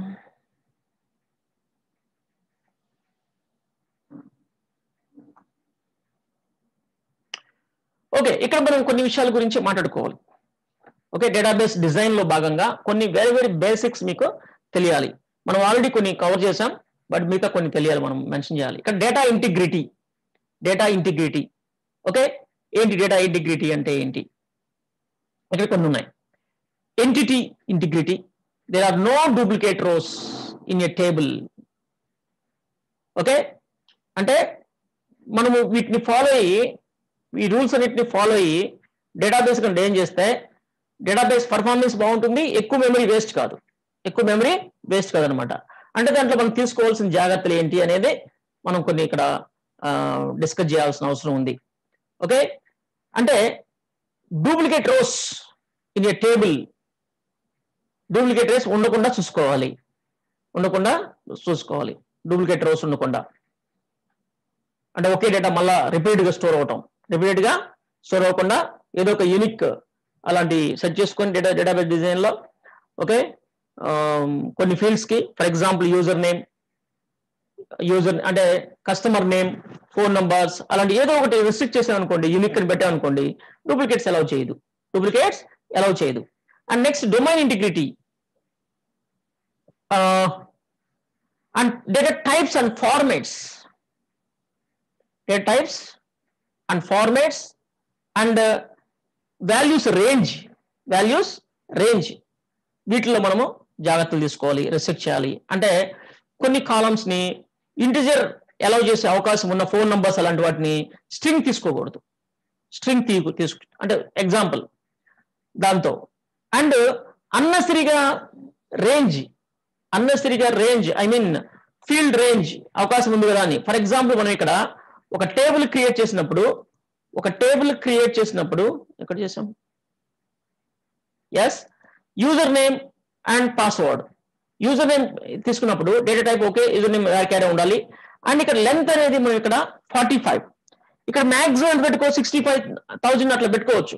కానీ ఇక్కడ ఈ డేటా టైప్ మనం ఇక్కడ వాల్యూ అనేది కరెక్ట్ గా బిజినెస్ మెన్ తో మాట్లాడుకొని మీ కస్టమర్స్ కి యూజర్ నేమ్ ఎన్ని డిజిట్స్ ఉండే అవకాశం ఉంది, ఎన్ని క్యారెక్టర్స్ ఉండే అవకాశం ఉంది, జనరల్ నాలెడ్జ్ మనకి తెలుస్తుంది. లేదా కొన్ని విషయాలు, కొన్ని ఫీల్డ్స్ ఏదైనా ఉంటాయి, లేదా ప్రొడక్ట్ నేమ్ అలాంటివి ఏమైనా ఎంటర్ చేసేటప్పుడు వాళ్ళని అడిగి ఎంత పెద్ద పేర్లు ఉండే అవకాశం ఉందని చెప్పేసి దానికంటే ఇంకొంచెం ఎక్కువ ఇంకొక 5 or 10 క్యారెక్టర్స్ ని పెంచుకొని అంటే ఎగ్జాక్ట్ పెట్టుకోవచ్చు. ఓకే మ్యాక్సిమం ఒక 40-45 ఉండొచ్చు అన్నారు అనుకోండి, మనం 40 పెట్టేస్తాం. ఫ్యూచర్ లో ఎప్పుడైనా ఏదైనా ఒక పేరు పట్టట్లేదు అనుకోండి, అన్ని డిజిట్స్ అలౌ చేయట్లేదు అనుకోండి, అప్పుడు మనం కావాలంటే అప్పటికప్పుడు వచ్చేసి డేటాబేస్ లో ఇంకొక 10 పెంచుకొని 55 మార్చుకోవచ్చు, ఇబ్బంది ఏమి ఉండదు. కానీ అన్నెసరీగా స్పేస్ అలాట్ చేయడం వల్ల ఏమవుతుంది అంటే నువ్వు 55 క్యారెక్టర్స్ లేదా 45 క్యారెక్టర్స్ పెట్టావు, ఏదో పేరు సింపుల్ గా రాము అని ఉంది, ఓన్లీ 4 డిజిట్స్ సరిపోయింది, 4 క్యారెక్టర్స్. కానీ రిమైనింగ్ మెమరీ అంతా వేస్ట్ గా ఉంటుంది, రిమైనింగ్ బైట్స్ అన్ని అలాట్ చేస్తుంది, టేబుల్ క్రియేట్ అవుతుంది కదా, ఆ మెమరీ అంతా అలానే మనకి ఇదవుతుంది, ప్రాబ్లం అవుతుంది. మెమరీ దాన్ని ఎప్పుడైనా డేటా మెమరీలోకి కాల్ చేసినా అంటే ఆ డేటాని ఓపెన్ చేసినా ఇలా రకరకాలుగా మన ప్రాబ్లమ్స్ వస్తాయి అనమాట. అందుకని మనం కరెక్ట్ గా ఆలోచించి దీని లెంత్ ఎంత ఇవ్వాలి అనేది పెట్టుకోవాలి. దేనికి ఓన్లీ క్యారెక్టర్స్ కే, ఇంటిజర్ కి పెద్ద ప్రాబ్లం లేదు, చెప్పాను కదా. అయితే 1 byte 2 byte 3 byte మ్యాక్సిమం అంటే 8 byte, మ్యాక్సిమం అంటే 8 byte. అది నువ్వు ఇంటి తీసుకున్నా, మీడియం ఇంటి తీసుకున్నా, లార్జ్ ఇంటి తీసుకున్నా ప్రాబ్లం ఏం లేదు. బట్ వేరేకరికి వచ్చేసరికి చాలా ప్రాబ్లం అవుతుంది. అందుకని ఇది అంటే ఇది చాలా చిన్న విషయం, కానీ మీరు ఆలోచించాలి, దీని గురించి సీరియస్ గా ఆలోచించాలన్నమాట. ఎందుకంటే పెద్ద పెద్ద డేటాబేసెస్ ఉన్నాయి, లైక్ అమెజాన్ లాంటివి, అలాంటివి రోజుకి ఎన్ని కోట్ల మంది కొత్త వాళ్ళు జాయిన్ అవుతుంటారు, కొత్త ప్రొడక్ట్స్ కొంటుంటారు, అవన్నీ డేటాబేస్ లో స్టోర్ అవుతా ఉంటాయి. అలా చూస్తే అసలు మెమరీ అనేది చాలా ఇదైపోతుంది అనమాట ఇలాంటి జాగ్రత్తలు తీసుకోకపోతే. ఓకే, పర్ఫార్మెన్స్ అనేది కొన్ని రోజులు 1 year అయిన తర్వాత ఆ డేటాబేస్ పర్ఫార్మెన్స్ తగ్గిపోతుంది. సో మనం డిజైన్ చేయడమే కాదు, ఇలాంటి విషయాలు కూడా మనం ఆలోచించాలి. ఓకే, అది. అండ్ ఇంకోటి వచ్చేసి మనం ఇంతకుముందు మనం సెట్ చేసుకున్నట్టు, మనం చెప్పుకున్నట్టు రిలేటెడ్ డేటాస్ మనం మెయింటైన్ చేస్తున్నాం. Rows cannot be deleted which are used by other records. అంటే ఒక అడ్రస్ ఉంది, 5,30,000 అడ్రస్, ఆ అడ్రస్ ఒక యూజర్ వాడుకున్నాడు, ఒక యూజర్ అంటే రిలేటెడ్ డేటా ఉంది కదా మన దగ్గర. అంటే ఫర్ ఎగ్జాంపుల్ ఇక్కడ అడ్రస్ టేబుల్ ఉన్న ఒక అడ్రస్ ని కస్టమర్స్ టేబుల్లో యూజ్ చేసుకున్నాం, రెఫరెన్స్ గా తీసుకున్నాం. దీని రెఫరెన్స్ గా తీసుకున్నప్పుడు ఆ పేరెంట్ రో ఏదైతే ఉందో ఆ పేరెంట్ రోని డిలీట్ చేయకూడదు. పేరెంట్ రోని డిలీట్ చేస్తే ఏమవుతుంది, మనకి చైల్డ్ మీనింగ్ లేకుండా పోతుంది, చైల్డ్కి మీనింగ్ లేకుండా పోతుంది. అలాంటివి మీకు చెప్తాను నేను, అలాంటి విషయాలను కూడా మీకు ప్రాక్టికల్ గా చూపిస్తాను నేను. అలా చేయకూడదు. ఓకే, అండ్ బిజినెస్ రూల్స్ మనం సెట్ చేసుకోవాలి. ఓకే, ఏంటంటే ఫర్ ఎగ్జాంపుల్ కస్టమర్స్ తీసుకున్నాం, కస్టమర్స్ ఈ ఏజ్ నుంచి ఏజ్ వరకే ఎంటర్ అవ్వాలి, ఇలాంటి రూల్స్ ఉంటాయి కదా, అవన్నిటిని కూడా మనము తప్పక పాటించాలి డేటాబేస్ డిజైన్ లో. ఇవన్నీ కూడా డేటాబేస్ డిజైన్ చేసేటప్పుడు వీటిని మనం ఫాలో అవ్వాలి. అండ్ ఇక్కడ ఇంకొకటి నార్మలైజేషన్ అని, డేటాబేస్ నార్మలైజేషన్ అనే ఒక కాన్సెప్ట్ ఉంది. డేటాబేస్ నార్మలైజేషన్ అనే కాన్సెప్ట్ ఉంది. ఇది కూడా మనకి ఇంతకుముందు డేటా ఇంటిగ్రేట్ చెప్పుకున్నాం కదా, దానికి సంబంధించే ఇది కూడా నార్మలైజేషన్ అనేది కూడా మనకు ఉంది. డేటాబేస్ నార్మలైజేషన్ అనేది మీకు కాన్సెప్ట్స్ ని మీకు సింపుల్ గా మీకు ఈజీగా అర్థమయ్యేట్టు చెప్తున్నాను నేను. పెద్ద కాన్సెప్ట్స్ ని సింపుల్ గా అర్థమయ్యేట్టు, ఈజీగా అర్థమయ్యేట్టు చెప్తాను నేను. ఓకే, ఇక్కడ చూడండి, database normalization is the process of efficiently organized data in a database. Okay, there are 2 reasons of the normalization process. ఇది ఓన్లీ నార్మలైజేషన్ రూల్స్ కాదు, ఇవి నార్మలైజేషన్ ఓన్లీ సజెషన్స్ అనమాట. ఇవేంటే సజెషన్స్. ఆ సజెషన్స్ మనం ఫాలో అయితే మనకి డేటాబేస్ పర్ఫార్మెన్స్ అనేది బాగుంటుంది అనమాట. ఓకే, అట్లా. ఓకే, వాటి గురించి ఎగ్జాంపుల్స్ మనం ఏమని చెప్పుకున్నాం, ఇదంతా మనకి అవసరం లేదు. ఈ నార్మలైజేషన్ సజెషన్స్ వచ్చేసి చాలా ఉన్నాయి. 1 2 3 4 5 6 7 ఇట్లా చాలా ఉన్నాయి. వాటిలో మనం మెయిన్ గా ఒక 3 రూల్స్ మనం ఫాలో అయితే చాలు. వాటిని first normalization form, second normalization form, third normalization form, ఈ 3 మనం ఫాలో అయితే చాలు. వాటిని ఇక్కడ first NF, second NF, third NF అనొచ్చు షార్ట్ కట్ లో. ఓకే, నార్మలైజేషన్ ఫామ్ అంటారు. నార్మలైజేషన్ ఫామ్ ఇవి ఓన్లీ సజెషన్సే, రూల్స్ కాదు, ఇవి ఓన్లీ సజెషన్సే. నువ్వు ఫాలో అయితే దానివల్ల బెనిఫిట్ ఉంటుంది. For example first normalization form ఏంటో చూద్దాం, ఏం చెప్తుందో చూద్దాం. ఫస్ట్ నార్మలైజేషన్ ఫామ్ ఏం చెప్తుందో చూద్దాం. ఇక్కడ డేటా చూడండి ఎలా స్టోర్ అయ్యిందో. ఇక్కడ ఇది కస్టమర్స్ డేటా అనుకుంటే, ఇక్కడ customer name, phone number, address, ఇక ఆర్డర్స్, ఏం ఆర్డర్ చేశాడు మొత్తం ఒకే టేబుల్లో స్టోర్ అయ్యి ఉన్నాయి. అంటే కస్టమర్ డీటెయిల్స్ అడ్రస్ తో సహా అండ్ ఆర్డర్ డీటెయిల్స్ తో సహా మొత్తం ఒకే టేబుల్ స్టోర్ అయ్యి ఉన్నాయి. ఇక్కడ ఒక కస్టమర్ 101 అనే కస్టమర్ ఒక ఆర్డర్ చేశాడు, పెన్ అనే ఆర్డర్ చేశాడు, నెక్స్ట్ మళ్ళా బుక్ ఆర్డర్ చేశాడు, నెక్స్ట్ స్కేల్ ఆర్డర్ చేశాడు. ఆయన అన్నిసార్లు అన్ని డేటా, మొత్తం డేటా, అతని నేమ్ కానీ అడ్రస్ కానీ మొత్తం రిపీట్ అవుతుంది. డూప్లికేట్ చూడండి ఇక్కడ. ఓకే, అతని ఫోన్ నెంబర్ డూప్లికేట్ వచ్చింది, పేరు డూప్లికేట్ వచ్చేసింది, అండ్ అడ్రస్ డూప్లికేట్ వచ్చేసింది. మిగతా ఇంకేమీ, ఇక్కడ నేను ఓన్లీ 3 కాలమ్స్ పెట్టా, ఇంకెన్ని కాలమ్స్ ఉంటే అన్ని కాలమ్స్ డూప్లికేట్ వచ్చేస్తాయి. మనం ఆల్రెడీ దీని గురించి డిస్కస్ చేసాం ఒకసారి. ఓకే, దీన్ని మనం ఏం చేయాలి అంటే ఇక్కడ ఈ విధంగా చేయడం వలన మనకి డూప్లికేట్ డేటా స్టోర్ కాకుండా ఉంటుంది. ఇక్కడ ఈ కస్టమర్స్ ని సపరేట్ టేబుల్ లో స్టోర్ చేసాం, ఆర్డర్స్ ని సపరేట్ టేబుల్ లో స్టోర్ చేసాం. ఇప్పుడు కస్టమర్స్ ఇద్దరున్నారు, ఇద్దరు ఒక్కొక్క కస్టమర్ డీటెయిల్స్ ఒక రికార్డ్ లో ఉంది. ఇప్పుడు రాము అనే అతను ఒక 3 ఆర్డర్స్ చేశాడు. ఇప్పుడు 3 టైమ్స్ రాము డీటెయిల్స్ ఏమి ఇక్కడ రాలేదు, ఓన్లీ కస్టమర్ నంబర్ మాత్రమే వచ్చింది. పర్సనల్ ఐడి అంటే కస్టమర్ ఐడి మాత్రమే వచ్చింది. ఇక్కడ 101 పెన్ కొన్నాడు. 101 డీటెయిల్స్ కావాలి అంటే ఈ టేబుల్లో ఉన్నాయి. 101 డీటెయిల్స్ కావాలి అంటే మనకి ఈ టేబుల్లో ఉన్నాయి. మళ్ళీ ఇక్కడ రిపీట్ గా స్టోర్ చేయాల్సిన అవసరం లేదు. ఆల్రెడీ ఇదే డేటాబేస్ లో వేరే టేబుల్ స్టోర్ అయి ఉన్నాయి, వాటిని మనం యూజ్ చేసుకోవచ్చు. ఓకే, ఇలా మనము ఈ టేబుల్ ఇలా స్ప్లిట్ చేసి స్టోర్ చేయడం వల్ల ఏమవుతుంది అంటే చాలా డేటా మనం చాలా మెమరీ సేవ్ చేసినట్టు అవుతుంది, ఉంటుంది అన్నమాట ఈ విధంగా చేసుకోవడం వల్ల. ఇది ఒక ఇది. అండ్ నెక్స్ట్ నేను సింపుల్ గా మీకు అర్థమైనట్టు చెప్తున్నాను దీన్ని అంతే. Okay, and second normal form అంటే ఫస్ట్ నార్మల్ ఫామ్ ని ఫాలో అవుతూ ఈ సెకండ్ లో మనం తీసుకోవాల్సిన జాగ్రత్త ఏంటంటే ఇక్కడ కూడా ఓకే. అండ్ ప్రొడక్ట్ డీటెయిల్స్ కూడా ఇక్కడ మనం చూస్తే బుక్ అని అంటే ఒక ఐటమ్ ని ఎక్కువ మంది కొనవచ్చు. అన్నిసార్లు ఐటమ్ నేమ్, ఐటమ్ సంబంధించిన అన్ని డీటెయిల్స్ స్టోర్ చేయటం, కస్టమర్ స్టోర్ చేయటం, ఇలా చేయటం, దాంతో పాటు అంటే అలా చేయడం వలన మనకి ప్రాబ్లం అవుతుంది. అందుకని ఇక్కడ చూడండి మొత్తం 3 టేబుల్స్ వచ్చేసినాయి. ఇక్కడ 3 టేబుల్స్ గా వచ్చేసినాయి. Customer details, I mean persons కావచ్చు, కస్టమర్స్ కావచ్చు, and product details and order details. ఇక్కడ ఓన్లీ ఇంటిజర్స్ స్టోర్ అయినాయి, ఇక్కడ ఓన్లీ నంబర్స్ స్టోర్ అయినాయి. ఓకే, నంబర్స్ స్టోర్ అయినాయి. దానివల్ల చాలా మెమరీ మనకి సేవ్ అవుతుంది, ఇలా చేయటం వలన. అండ్ ఇంకా థర్డ్ నార్మలైజేషన్ ఫామ్ మెయిన్ గా ఏం చెప్తుంది అంటే ఆల్రెడీ స్టోర్ అయిన డేటాని తీసుకొని some calculation part, some concatenation ఏదో ఒకటి చేసి మళ్ళీ అదే టేబుల్లో స్టోర్ చేయకూడదు. అంటే ఫర్ ఎగ్జాంపుల్ ఇక్కడ ఈ టేబుల్లో చూస్తే ఇక్కడ కస్టమర్ అడ్రస్ వచ్చేసి మనకి హౌస్ నంబర్, విలేజ్, మండల్ అని వేరువేరుగా స్టోర్ అయి ఉన్నాయి. వాటన్నిటిని మళ్ళీ కలిపి కంకాట్ చేసి అడ్రస్ అనే కాలం లో స్టోర్ చేయకూడదు, ఇలా స్టోర్ చేయకూడదు. ఆల్రెడీ ఇవి స్టోర్ అయినాయి కాబట్టి ఎప్పుడు కావాలంటే అప్పుడు మనం ఆ డేటాని ఈ విధంగా కంకాట్ చేసుకోవాలనుకుంటే చేసుకోవచ్చు, కానీ కంకాట్ చేసి అదే టేబుల్ స్టోర్ చేయకూడదు. ఓకే, దానివల్ల మనకి ఏమేమి ప్రాబ్లమ్స్ ఉంటాయంటే ఎప్పుడైనా ఈ హౌస్ నెంబర్ కానీ లేదంటే ఇంకేదైనా పిన్ కోడ్ ఏదైనా మారినప్పుడు, ఏదైనా సంథింగ్ దీంట్లో ఏదైనా చేంజెస్ వచ్చినప్పుడు, ఎగ్జాంపుల్ చెప్తాను నేను, ఏదైనా చేంజెస్ వచ్చినప్పుడు ఇక్కడ చేంజ్ చేస్తాం మామూలుగా.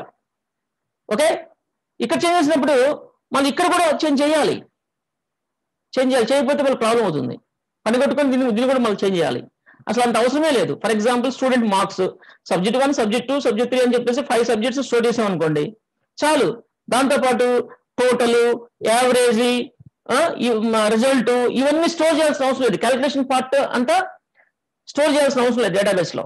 అది ఎప్పుడు కావాలంటే అప్పుడు మనం క్యాలిక్యులేట్ చేసుకోవచ్చు, వాటిని మళ్ళీ అదే టేబుల్లో స్టోర్ చేయాల్సిన అవసరం లేదు. లేదు. ఓకే, ఇది మెయిన్ గా ఈ రూల్ మనకు చెప్తుంది. ఇలాంటి జాగ్రత్తలు మనం తీసుకోవాలి. వీటి గురించి అవసరమైతే మళ్ళా మనము సందర్భం వచ్చినప్పుడు డిస్కస్ చేస్తుంటాం. ఓకే, సో ఈ రూల్స్ ని ఇప్పుడు చెప్పుకున్న రూల్స్ అన్నిటిని ఫాలో అవుతూ లేదా సజెషన్స్ ని ఫాలో అవుతూ మనం డేటాబేస్ డిజైన్ చేసామనుకోండి, మనకి తక్కువ మెమరీలో మనకు కావాల్సిన డేటాని స్టోర్ చేసుకోవడం అండ్ డేటాబేస్ పర్ఫార్మెన్స్ ని తగ్గకుండా చూసుకోవడం చేయొచ్చు అనమాట. ఆల్రెడీ మనం ఆ డేటాబేస్ అదే విధంగా చేస్తున్నాం. ఓకే, నెక్స్ట్ అదే విధంగా చేస్తున్నామంటే ఇక్కడ మనం దీన్ని ఈ థర్డ్ నార్మల్ ఫామ్ ఏదైతే ఉందో దీన్ని ఒకటి మనం రూల్ ని ఫాలో అవ్వలేదు, అంటే వీళ్ళ సజెషన్ ఒకదాన్ని ఫాలో అవ్వలేదు. అదేంటి అంటే ఇక్కడ మనము ఈ కస్టమర్ ఆర్డర్ ఐటమ్స్ టేబుల్ చూస్తే ఇక్కడ ఆర్డర్ ఐడి ఉంది, ప్రొడక్ట్ ఐడి ఉంది, క్వాంటిటీ ఉంది. గుడ్, ఈ క్వాంటిటీ అంటే మనం ఏమి సెలెక్ట్ చేసుకుంటాం, కానీ అమౌంట్ ఏంటి? ఆల్రెడీ ప్రొడక్ట్స్ టేబుల్లో ప్రొడక్ట్ సంబంధించిన అమౌంట్ ఉంది కదా. ఇదేంటి అంటే నువ్వు ఫర్ ఎగ్జాంపుల్ ఒక ప్రొడక్ట్ని కొంటే ప్రొడక్ట్స్ టేబుల్లోకి వెళ్తే ఇక్కడ నువ్వు ఒక బుక్ కొంటే ఆ బుక్ ఎంత ఉంది? 53 రూపీస్ ఉంది. ఎంత ఉంది? 53 రూపీస్ ఉంది. ఈ ప్రొడక్ట్ ని నువ్వు కొన్నప్పుడు నువ్వు ఒక 2 ఐటమ్స్ కొన్నావు అనుకోండి, 2 ఐటమ్స్ అంటే క్వాంటిటీ 2 వస్తుంది. అంటే ఇక్కడ అమౌంట్ ఏం చేయాలి అంటే ఈ 2 into 53 వేసి 106 ఇక్కడ స్టోర్ చేయాలన్నమాట. 106 ఇక్కడ స్టోర్ చేయాలన్నమాట. ఆ ఉద్దేశంతో ఇక్కడ ఈ కాలం పెట్టాం మనం. కానీ ఇక్కడ థర్డ్ నార్మల్ ఫామ్ ని మనము అతిక్రమించినట్టే అవుతుంది, దాన్ని ఫాలో కానట్టే ఉంది ఇది. ఎందుకంటే దీని అమౌంట్ 53 ఆల్రెడీ స్టోర్ అయి ఉంది ప్రొడక్ట్స్ లో. ఇక్కడ ఆల్రెడీ 53 అని స్టోర్ అయి ఉంది, 53 అనే స్టోర్ అయి ఉంది. దాని మళ్ళీ ఇక్కడ ఈ క్వాంటిటీతో క్యాలిక్యులేట్ చేసి ఇక్కడ స్టోర్ చేయాల్సిన అవసరం ఏంటి అనేది క్వశ్చన్ వస్తుంది.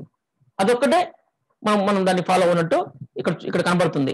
కానీ మనం ఇక్కడ ఎందుకు దీన్ని క్రియేట్ చేసామంటే ఇన్ కేస్ ఫ్యూచర్ లో ఆ ప్రొడక్ట్ సేమ్ ప్రొడక్ట్ దీని యూనిట్ ప్రైస్ మారిస్తే, యూనిట్ ప్రైస్ చేంజ్ చేస్తే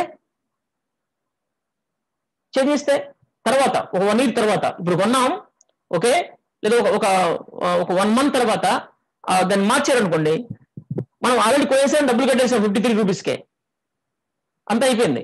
కానీ తర్వాత అది 70 రూపీస్ అయింది.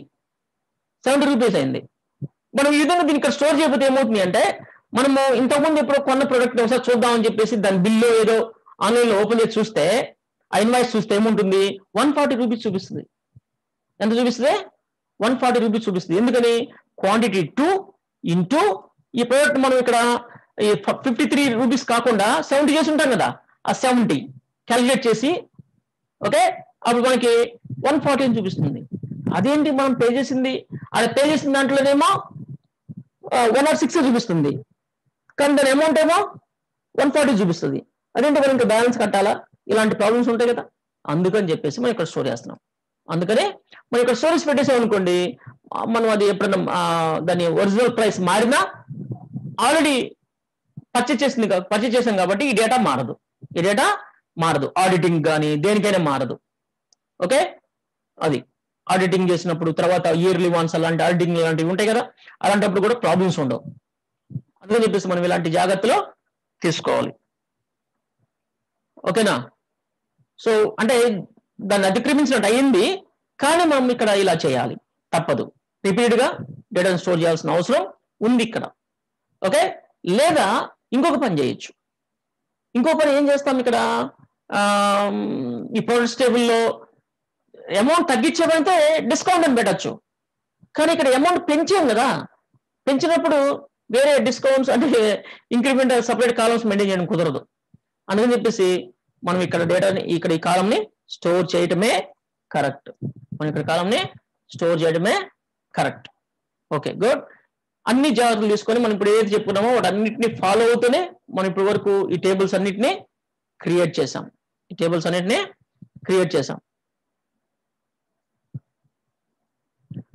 ఓకే, నెక్స్ట్ ఇక మనకి MySQL ఆపరేటర్స్ కొన్ని ఉన్నాయి. SQL ఆపరేటర్స్ కొన్ని ఉన్నాయి. ఓకే, అండ్ అవి arithmetic and comparison operators, logical operators అని కొన్ని ఉన్నాయి, వాటి గురించి మనం తెలుసుకుందాం. ఇక్కడ అర్థమెటిక్ ఆపరేటర్స్ అని చూస్తే మనం క్యాలిక్యులేషన్ చేసేటప్పుడు ప్లస్ మైనస్ ఇలా మల్టిప్లికేషన్స్ డివిజన్స్, ఓకే, మనకి ఇలా ఇవన్నీ ఉన్నాయి, అందరికీ తెలిసినవే ఇవన్నీ. ఏం చేస్తుంది ఏంటి అనేది ఇవి అర్థమెటిక్ క్యాలిక్యులేషన్ చేసుకోవడం కోసం ఈ ఆపరేటర్స్ ఉన్నాయి. Okay, good. ఇక్కడ comparison operators, comparison is equal, not is equal, of course ఇది కూడా నాట్ ఈజ్ ఈక్వల్, ఇది ఇవన్నీ ఉన్నాయి, ఇవి కూడా ఆల్మోస్ట్ అందరికీ తెలిసి ఉంటాయి. Not less than, not greater than, ఇవన్నీ కూడా తెలిసి ఉంటాయి. వాటిని మనం యూజ్ చేస్తాం. అండ్ ఎస్క్యూఎల్ లాజికల్ ఆపరేటర్స్ ఉన్నాయి, all and any one. And అంటే అది ఇది రెండు లాజికల్, అండ్ ఆల్ అంటే అన్ని అని అర్థం. ఓకే, ఇది ఏదైనా ఒకటి ఇది. ఓకే, అన్ని కాదు, ఆల్ అంటే ఇది, అండ్ అంటే అది ఇది రెండు అని. ఓకే, బోత్ అని, ఇదేమో టోటల్ అని, ఇదేమో ఎనీ వన్ అని. ఇది between operator, exist, in, like, not, or. Okay, is null అంటే నథింగ్, ఏం ఉండదు అనమాట, అది ఈజ్ నల్, యూనిక్, అలా ఇవన్నీ ఉన్నాయి. వీటన్నిటి గురించి మనం నెక్స్ట్ స్టెప్ బై స్టెప్ మనము ప్రాక్టికల్ గా చూద్దాం, టైం వేస్ట్ చేసుకోకుండా. Okay, good. ఇప్పటికి మనం ఓన్లీ కొన్ని విషయాలు తెలుసుకున్నాం. ఇప్పుడు మళ్ళీ మనం ప్రాక్టీస్కి వెళ్దాం.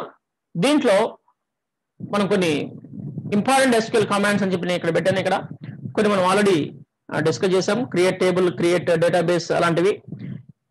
ఇప్పుడు మనం నెక్స్ట్ సెలెక్ట్కి వెళ్దాం. వీటన్నిటిలో కూడా మీరు ఒక డేటాబేస్ డిజైన్ లో భాగంగా వీటన్నిటికంటే కూడా సెలెక్ట్ అనే స్టేట్మెంట్ ని ఎక్కువగా యూజ్ చేస్తాం. ఒక 80% సెలెక్ట్ అనే స్టేట్మెంట్ ని యూజ్ చేస్తే మొత్తం కోడింగ్ లో, ఓకే, 20% మిగతా అన్నీ ఉంటాయి.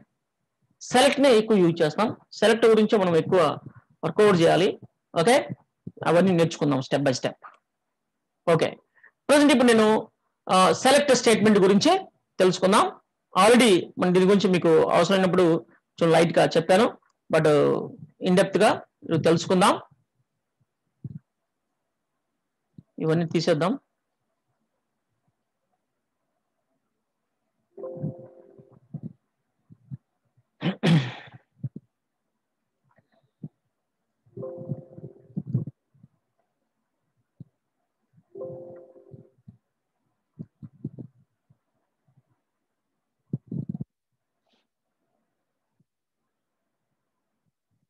ఓకే, ఇక్కడ నేను సెలెక్ట్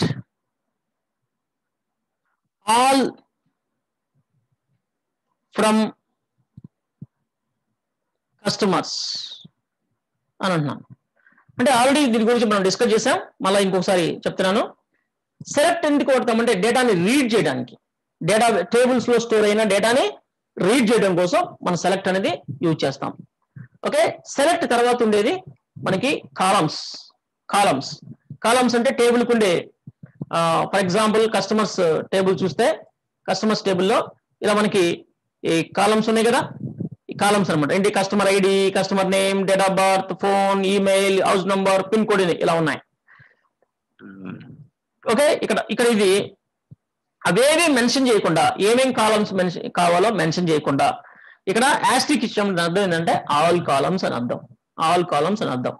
నెక్స్ట్ వేర్, ఎక్కడి నుంచి కావాలి డేటా, ఎక్కడి నుంచి సెలెక్ట్ చేయాలి, ఏ డేటాని సెలెక్ట్ చేయాలంటుంది ఇది. ఓకే, ఈ కాలమ్స్ అని ఇచ్చాం, బట్ ఎక్కడ ఏ టేబుల్ ఇవి అని అర్థం. ఫ్రమ్ తర్వాత మనం ఏం ఇవ్వాలి అంటే టేబుల్ ఇవ్వాలి. Select all from table. But ఈ టేబుల్ ఎక్కడ టేబుల్ అనేది టేబుల్ ఇవ్వాలి మనం, అంటే e_mart డాట్ కస్టమర్స్. ఇది కరెక్ట్ సింటాక్స్ అనమాట. బట్ మనకి ఇక్కడ డిఫాల్ట్ ఉంది కాబట్టి ఇక్కడ ఇవ్వలేదు. ఎందుకు దీన్ని అనవసరం మళ్ళీ రాయటం ఎందుకని చెప్పి డేటాబేస్ నేమ్ నేను ఇక్కడ ఇవ్వలేదు. కస్టమర్స్ అంటున్నాను. ఇది రన్ చేస్తే సెలెక్ట్ ఆల్, చూడండి అందరి కస్టమర్స్ డీటెయిల్స్ వచ్చేసినాయి మనకి. అందరు ఎంతమంది ఉంటే అందరు కస్టమర్ డీటెయిల్స్ వచ్చేసినాయి. ఇక్కడ ఒక విషయం గుర్తుపెట్టుకోవాలి, this is very very danger అనమాట. సమ్ టైమ్స్ చెప్పాను ఆల్రెడీ మీకు. ఏంటంటే ఈ డేటా కనుక మనకి 10-20 ఉంటే సరిపోయింది, అది కాకుండా 10 లక్షలు 20 లక్షలు ఉన్నాయి అనుకోండి, నువ్వు ఈ కమాండ్ ఇచ్చావంటే మొత్తం డేటా అంతా ర్యామ్ లోకి స్టోర్ అవుతుంది. ఎవరైతే కాల్ చేశారో వాళ్ళ సిస్టమ్ ర్యామ్ లోకి స్టోర్ అవుతుంది. సిస్టమ్ హ్యాంగ్ అయిపోతుంది. ఈ కమాండ్ రన్ చేయగానే సిస్టమ్ హ్యాంగ్ అయిపోతుంది అనమాట. అందుకని దానికి వేరే పేజీ వైజ్ కాల్ చేయడానికి మనం రికార్డ్స్ లిమిట్ చేసుకొని యాక్సెస్ చేసుకుంటాం. అవన్నీ కూడా మనం నెక్స్ట్ క్లాసెస్ లో తెలుసుకుంటాం. ఇది సెలెక్టర్. దీంట్లో సెలెక్ట్ ఆల్ కాకుండా మనకు కావాల్సిన కాలమ్స్ మనం ఇక్కడ టైప్ చేసుకోవచ్చు. For example customer ID comma customer name comma phone. Only phone. నాకు ఈ 3 కాలమ్స్ చాలు అనుకున్నాం అనుకోండి, మళ్ళీ కామా ఇవ్వలేదు. ఇక్కడ ఇంకో కాలం ఇచ్చే పడిందని కామా ఇవ్వాలి. ఓకే, ఇలా నేను అడుగుతున్నాను. సో ఆ 3 కాలమ్స్ మాత్రమే మనకి వచ్చినాయి, అవుట్పుట్ వచ్చినాయి. ఓకే, ఇది రిజల్ట్ సెట్ అంటారు దీన్ని. ఈ రిజల్ట్ అనేది మనకి ఆ 3 కాలమ్స్ వచ్చినాయి. ఓకే, అండ్ అన్ని రికార్డ్స్ అవసరం లేదు మనకి, అందరిది అవసరం లేదు, అన్ని రికార్డ్స్ మనకు అవసరం లేదు. కొన్ని రికార్డ్స్ మాత్రమే కావాలి అంటే ఏం చేయటం దీన్ని? ఇక్కడేమో సెలెక్ట్ లో కాలమ్స్ సెలెక్ట్ చేసుకున్నాం, మనకు కావాల్సిన కాలమ్స్ సెలెక్ట్ చేసుకున్నాం. ఇక్కడ ఈ రికార్డ్స్ మనకు వద్దు, అన్ని వద్దు, కొన్ని కావాలి అనుకుంటే మనం ఏం చేయాలి? దీన్ని ఫిల్టర్ చేయాలి. ఏం చేయాలి? ఫిల్టర్స్ వాడాలి. ఫిల్టర్ దేని బేస్ చేసుకుని ఫిల్టర్ వాడతాం అనేది ఇంపార్టెంట్. దేని బేస్ చేసుకుని ఫిల్టర్స్ వాడతాం అనేది ఇంపార్టెంట్. ఓకే, అంటే మనం ఫిల్టర్ చేసుకోవాలి, ఫిల్టర్ చేయాలి. నెక్స్ట్ వెళ్దాం.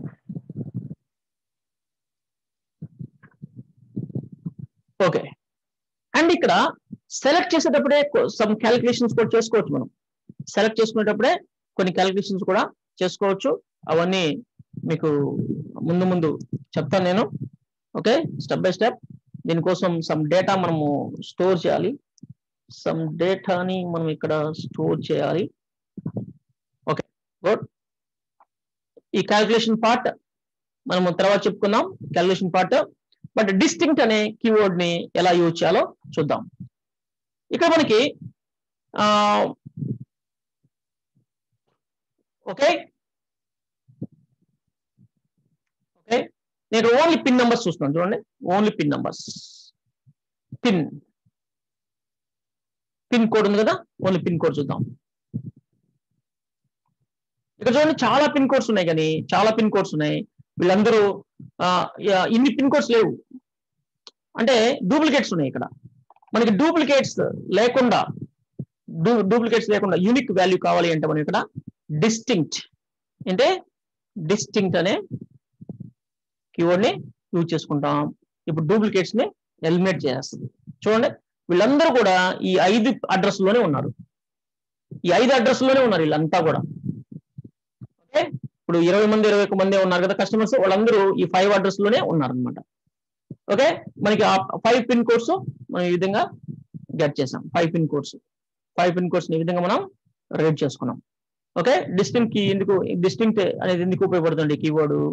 మనకి ఇక్కడ డూప్లికేట్స్ ని ఎలిమినేట్ చేయడానికి. డూప్లికేట్స్ కాకుండా ఓన్లీ యూనిక్. మనం ఇక్కడ మిగతా కాలమ్స్ కూడా పెట్టామనుకోండి, మిగతా కాలమ్స్ కూడా pin code, customer ID, okay, ఇలా ఇవన్నీ కూడా మనం పెట్టామనుకోండి. కస్టమర్ నేమ్, మళ్ళీ ఇప్పుడు అందరూ వస్తారు. చూడండి, అన్ని వస్తాయి. చూడండి, మొత్తం వచ్చేసినాయి. ఎందుకంటే రికార్డ్ మొత్తం డూప్లికేట్ ఉండాలన్నమాట. ఈ రికార్డ్ మొత్తం డూప్లికేట్ ఎలా ఉంటుంది? ఇక్కడ చూడండి, 5,30,000లో 1 ఉంటే ఈ 5,30,000లో 4 ఉంది. అది ఓవరాల్ రికార్డ్ చూస్తే ఇక్కడ డూప్లికేట్ లేదు, యూనిక్ గా ఉంది. అందుకని మొత్తం డిస్ప్లే చేసింది. నాకు పిన్ కోడ్స్ వీళ్ళందరూ కూడా ఎన్ని అడ్రస్ లో ఉన్నారో తెలుసుకోవాలనుకుంటున్నాను. అందుకని ఓన్లీ పిన్ కోడ్ ఒక్కడనే తీసుకోవాలి. పిన్ కోడ్ ఒక్కదాన్నే తీసుకోవాలి. ఇప్పుడు ఏమవుతుంది, మనకి ఆ పిన్ కోడ్స్ ఎన్ని ఉన్నాయో యూనిక్ గా చూపిస్తుంది. ఓన్లీ 5 పిన్ కోడ్స్ ఉన్నాయి, అంటే వీళ్ళందరూ కూడా ఈ 5 అడ్రస్ లోనే ఉన్నారు. ఓకే, ఒక 20,000 మంది ఉంటే 20,000 మంది 20,000 అడ్రస్ లో లేరు. వీళ్ళందరూ ఏదో ఒక 100 అడ్రస్ లోనో ఒక 100 or 200 అడ్రస్ లో ఉన్నారు, లేదా 5 అడ్రస్ లో ఉన్నారు. వీళ్ళందరూ కూడా ఒక ఊరు వాళ్ళే, లేదా ఒక ఏరియా వాళ్ళే. ఇలా మనము తెలుసుకోవడం కోసం ఈ విధంగా డిస్టింక్ట్ అనేది, అంటే డూప్లికేట్ ని ఎలిమినేట్ చేయడానికి డిస్టింక్ట్ అనేది ఉపయోగపడుతుంది. డూప్లికేట్ అంటే డూప్లికేట్ కాలం కాదు, డూప్లికేట్ రో. మనం ఎన్ని కాలమ్స్ అయితే మనం చేసామో మొత్తం డూప్లికేట్ ఉండకూడదు. ఓకే, అది దానికి మనకి డిస్టింక్ట్ అనేది మనకు ఉపయోగపడుతుంది. డిస్టింక్ట్ అనేది.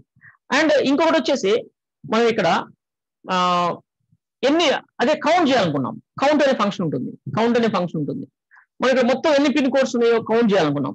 కౌంట్ చేయాలనుకున్నప్పుడు ఇక్కడ ఓన్లీ ఇక్కడ కౌంట్ అని చెప్పేసి ఓకే ఇలా పిన్ కోడ్స్ ని కౌంట్ ఇలా పెట్టామనుకోండి, మనకి రాంగ్ కౌంట్ వస్తుంది అనమాట. రాంగ్ కౌంట్ వస్తుంది. సో 21 కౌంట్ వచ్చింది, 21 వచ్చింది. అంటే 21 పిన్ కోడ్స్ యూనిక్ గా లేవు. ఓకే, అందుకని అలాంటి వాటికి కూడా మనం డిస్టింక్ట్ యూజ్ చేస్తే కరెక్ట్ వస్తుంది. ఎక్కడైనా నీకు అవసరమైనప్పుడు దీనిని కౌంట్ చేయాలి అంటే, డూప్లికేట్ లేకుండా కౌంట్ చేయాలి అంటే మనం కౌంట్ అనే ఫంక్షన్, మ్యాథమెటికల్ ఫంక్షన్ ఉంటుంది. ఓకే, ఆ ఫంక్షన్ లో మనం డిస్టింక్ట్ కనుక యూజ్ చేసామంటే యూనిక్ ఉన్న వాటినే కౌంట్ చేస్తుంది. అంటే మొత్తం 5 ఉన్నాయి ఇక్కడ, మొత్తం 5 ఉన్నాయి. ఓకే, ఇలా మనం కౌంట్ చేసుకోవచ్చు. కౌంట్ లో కూడా డిస్టింక్ట్ ని ఈ విధంగా మనం యూజ్ చేసుకోవచ్చు రకరకాలుగా. ఓకే, నెక్స్ట్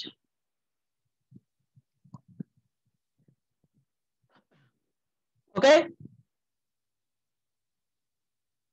ఇప్పుడు ఫిల్టర్స్ వాడదాం అనుకున్నాం కదా మనం ఇంతకుముందు. ఫిల్టర్స్ ని వాడదాం అనుకున్నాం. ఏంటి, మనకు అన్ని అవసరం లేదు, అందర్ రికార్డ్స్ అవసరం లేదు. సెలెక్ట్ ఆల్ ఫ్రమ్ కస్టమర్స్ అంటే అందరి డేటా వస్తుంది. నాకు అన్ని అవసరం లేదు, నాకు కొన్నే కావాలంటే నేను ఏం చెప్పాను మీకు, ఫిల్టర్స్ వాడుకుందాం అని చెప్తాం. ఫిల్టర్స్ ఎలా వాడుకుంటాం, ఇక్కడ చూడండి, వేర్ యూజ్ చేయాలి. ఫిల్టర్స్ వాడేప్పుడు మనం ఏం చేయాలి, వేర్ యూజ్ చేయాలి. ఓకే, వేర్ దేని బేస్ చేసుకుని, నేను ఓన్లీ 5,30,000లో ఎవరెవరు ఉన్నారో చూడాలనుకుంటున్నా. 5,30,000లో అందరూ నాకు ఓన్లీ హైదరాబాద్ లో ఉన్న వాళ్ళు కావాలి, అంటే 5,30,000లో ఉన్న వాళ్ళు కావాలి.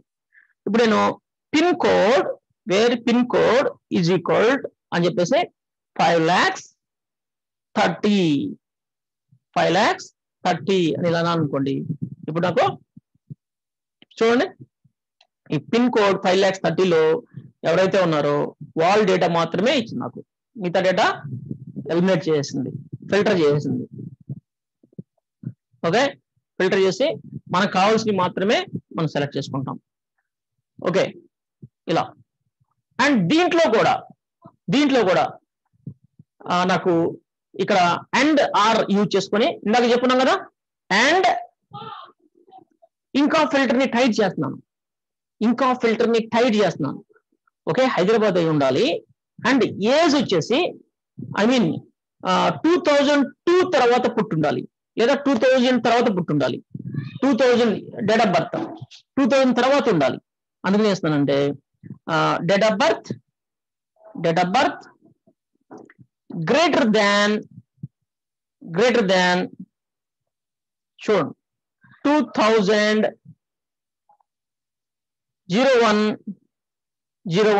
అని ఇస్తున్నాను. ఓకే, అంటే ఈ రెండు మ్యాచ్ అవ్వాలన్నమాట. ఫిల్టర్స్ టైట్ చేస్తున్నాను. ఉన్న వాటిలోంచి నాకు ఓన్లీ 530 పిన్ కోడ్ ఉన్న వాళ్ళే కావాలనుకుంటున్నాను అన్నాను. అంటే ఈ రికార్డ్స్ వచ్చినాయి, సంథింగ్ ఒక 10 రికార్డ్స్ దాకా వచ్చినాయి. దాంట్లో కూడా నాకు అందరూ వద్దు, only A date of birth ఈ 2000 ఇయర్ తర్వాత ఉన్న వాళ్ళే కావాలి అంటున్నాను. ఇప్పుడు చూడండి, ఓన్లీ 4 మెంబర్సే వచ్చారు. వాళ్ళందరూ కూడా 2000 ఇయర్ తర్వాత పుట్టిన వాళ్ళు అయి ఉన్నారు. అండ్ నేను ఇంకా ఫిల్టర్, ఇక్కడ కామన్ థింగ్ వస్తుంది, నాకు హౌస్ నెంబర్ 110 అని కొంతమంది ఉన్నారు. అండ్ ఇంకా టైప్ చేస్తున్నా, and house number is equal 1-10 అయి ఉండాలి. అఫ్ కోర్స్ ఓకే, ఇలా వచ్చేసింది. మనం ఈ విధంగా మనము ఫిల్టర్స్ ని వాడుకోవచ్చు.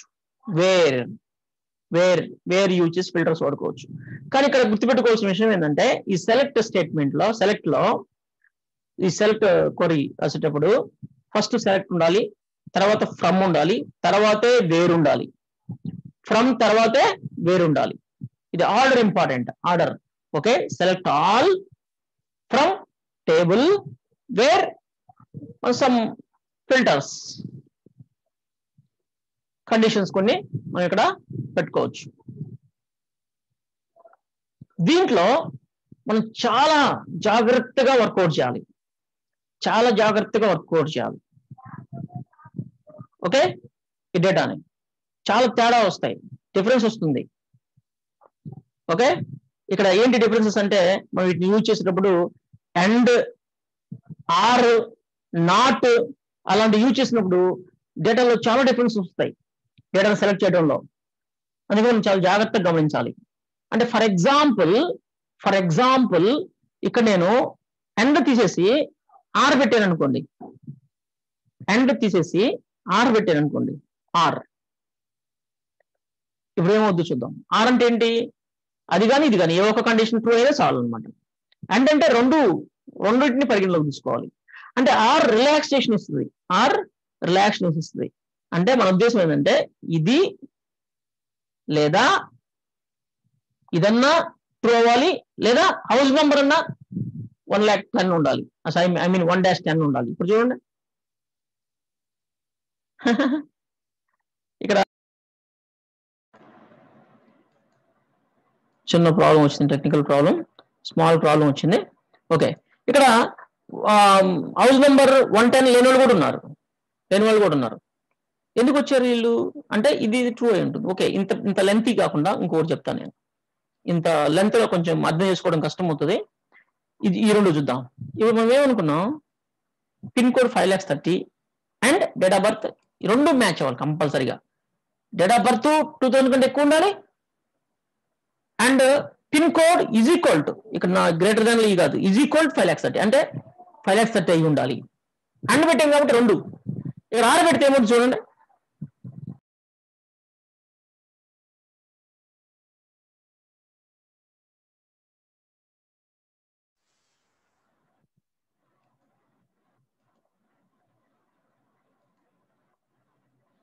ఓకే స్క్రీన్ వస్తుందా?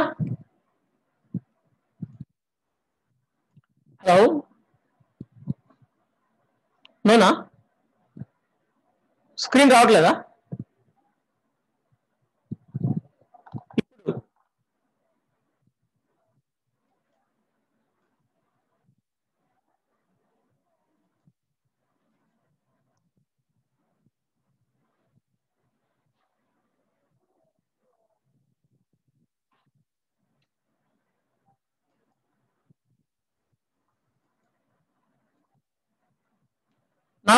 నౌ ఇప్పుడు వస్తుందా?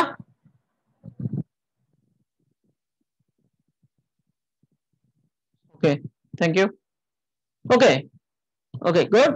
ఇప్పుడు చూడండి, మనకి ఆరు పెడితే చాలా తేడా వస్తుంది. అంటే ఏం చేస్తుందంటే అది పిన్ కోడ్ 5,30,000 అయి ఉండాలి, లేదా ఏజ్ అన్నా 2,000 అయి ఉండాలి.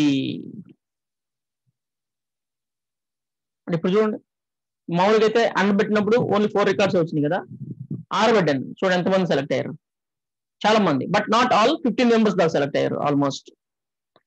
అంటే ఇక్కడ చూస్తే మీరు పిన్ కోడ్ 5,30,000 అన్నాం కదా, ఇక్కడ చూడండి పిన్ కోడ్ 5,30,000తో పాటు వేరే కూడా వచ్చినాయి, వేరే పిన్ కోడ్స్ కూడా వచ్చినాయి. అదేంటి అంటే ఇది ట్రూ అయి ఉంటుంది, ఈ కండిషన్ ట్రూ అయి ఉంటుంది. డేట్ ఆఫ్ బర్త్ అనేది 2,000 కంటే ఎక్కువ ఉంటుంది. చూడండి, ఈ 5,30,000 లేని వాళ్ళకి డేట్ ఆఫ్ బర్త్ చూస్తే చూడండి ఇది ట్రూ అయింది. ఓకే, అర్థమైందా? ఏజ్ తక్కువ ఉన్న, ఐ మీన్ ఏజ్ ఎక్కువ ఉన్న వాళ్ళకి, అంటే డేట్ ఆఫ్ బర్త్ అనేది 2,000 కంటే తక్కువ ఉన్న వాళ్ళకేమో మరి ఇది ఎందుకు సెలెక్ట్ అయింది, తక్కువ ఉంది కదా మనం ఎక్కువ ఉన్నాం కదా, ఎందుకు సెలెక్ట్ అయింది అంటే ఈ ఇది పిన్ కోడ్ మ్యాచ్ అయింది. అంటే ఈ రెండిట్లో ఏ ఒక్కటి మ్యాచ్ అయినా చాలు అనమాట, ఈ రెండిట్లో. ఇది ఆర్ అండ్ అన్నాం అనుకోండి, రెండు కంపల్సరీగా మ్యాచ్ అవ్వాలి, రెండు కంపల్సరీ. పిన్ కోడ్ 5,30,000 అయి ఉండాలి, అండ్ డేట్ ఆఫ్ బర్త్ కూడా 2,000 కంటే ఎక్కువ ఉండాలి. ఇలా ఒక్కొక్క సందర్భంలో ఒకటి అవసరం ఉంటుంది. కానీ ఇక్కడ నేను చెప్పేది ఏంటంటే ఇంకా ఫిల్టర్స్ వాడినప్పుడు అండ్ ఆర్ కాంబినేషన్స్ వాడినప్పుడు అసలుకి నువ్వు దాన్ని ఎన్నో రకాలుగా టెస్ట్ చేసుకొని ఓకే కరెక్ట్ గానే వస్తుంది అని నువ్వు కన్ఫర్మ్ చేసుకోవాలన్నమాట. లేకపోతే తప్పు జరిగిపోతుంది, రాంగ్ డేటా సెలెక్ట్ అవుతుంది. ఓకే, చాలా ఇక్కడ చేయాలి. ఇప్పుడు మీరు చూసారు కదా, ఈ ఒక్క చిన్న తేడా, చిన్న అండ్ ఆర్ మార్చినందుకే మనకి ఇక్కడ సారీ అండ్ పెట్టాను, ఇలా వచ్చింది. అండ్ తీసేసి ఆర్ పెట్టినందుకే, ఓన్లీ ఆపరేటర్ని మార్చినందుకే మనకి చాలా డిఫరెన్స్ వచ్చింది. కానీ ఓన్లీ ఆపరేటర్ అనుకుంటున్నాం, కానీ రెండుకి తేడా ఉంది కదా, అండ్కి ఆర్కి తేడా ఉంది. అండ్ అంటే రెండు ట్రూ అవ్వాలి, రెండు ట్రూ అవ్వాలి. ఆర్ అంటే ఏ ఒక్కటి ట్రూ అయినా చాలు. అది జనరల్ చెప్పాలంటే అది బైనరీ క్యాలిక్యులేషన్ కిందకు వస్తుంది అది, and or. Okay, and or అనేది బైనరీ రిలేటెడ్ చూస్తే ఆల్రెడీ మీకు ఎవరికి చెప్పుకుంటున్నాను నేను. ఇది ఈ రెండు చూస్తే లెఫ్ట్ అండ్ రైట్ సైడ్ చూస్తే, లెఫ్ట్ సైడ్ 0, రైట్ సైడ్ 0 అయితే అవుట్పుట్ 0 వస్తుంది. అవుట్పుట్ 0 దేంట్లో అండ్ అంటే ఈ వేర్ ఈ అసలు ఈ ఫోల్డ్ అంటే ఐ మీన్ ఈ ఫిల్టర్ మొత్తం ఇప్పుడంటే ఓవరాల్ గా ట్రూ రావాలన్నమాట. ఓవరాల్ గా ట్రూ రావాలి. ఓకే, అందుకని ఈ విధంగా బైనరీ ఉంటుంది.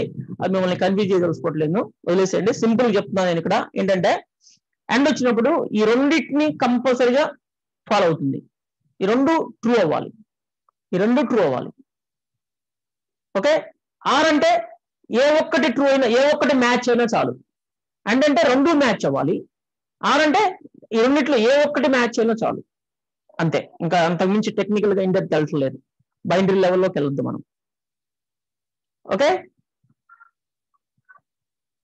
సింపుల్ గా అదే మనం ఏది చెప్తున్నామో అది సింపుల్ గా అది వర్కౌట్ అయిపోతుంది అనమాట. అందుకని చెప్పేసి మనం దీంట్లో చాలా క్లియర్ గా అర్థం చేసుకోవాలి. చాలా ఇంకా వండర్ఫుల్ కాన్సెప్ట్స్ ఉన్నాయి, అవన్నీ కూడా మనం నీట్ గా నేర్చుకుందాం, స్టెప్ బై స్టెప్ స్లోగానే అర్థం చేసుకుంటే చాలు. ఓకే, ఈ వేర్లో ఇంకా మనకి నెంబర్ ఆఫ్ ఉన్నాయి, వాటన్నిటి గురించి కూడా మనం డిస్కస్ చేద్దాం. ఇప్పుడు మనం ఏం చేద్దామంటే కొంత మన టుమారో క్లాస్ కోసం కొంత వర్కౌట్ చేద్దాం. ఇక్కడ సమ్ ఇన్సర్ట్ మనం ఆర్డర్స్ చేద్దాం. ఆర్డర్స్ కస్టమర్స్ ఉన్నారు, ప్రొడక్ట్స్ ఉన్నాయి. కొన్ని ప్రొడక్ట్స్ ని ఆర్డర్ చేద్దాం, కొంతమంది చేపిద్దాం. Okay, insert into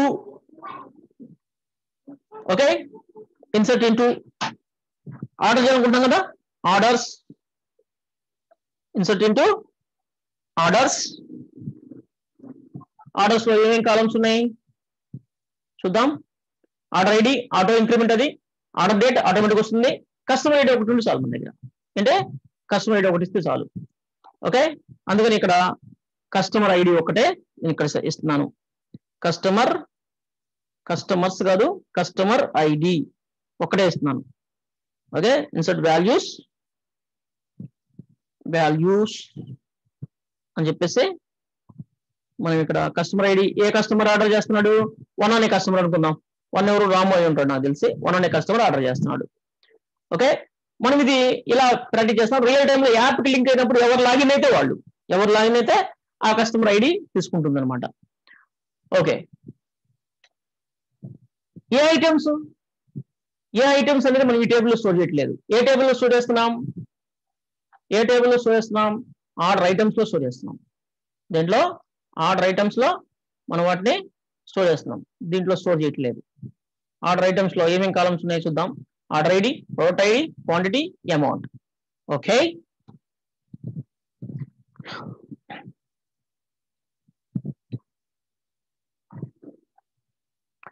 insert into order items. ఏమి ఆర్డర్ చేద్దాం, ఆర్డర్ ఐడి ఉండాలి,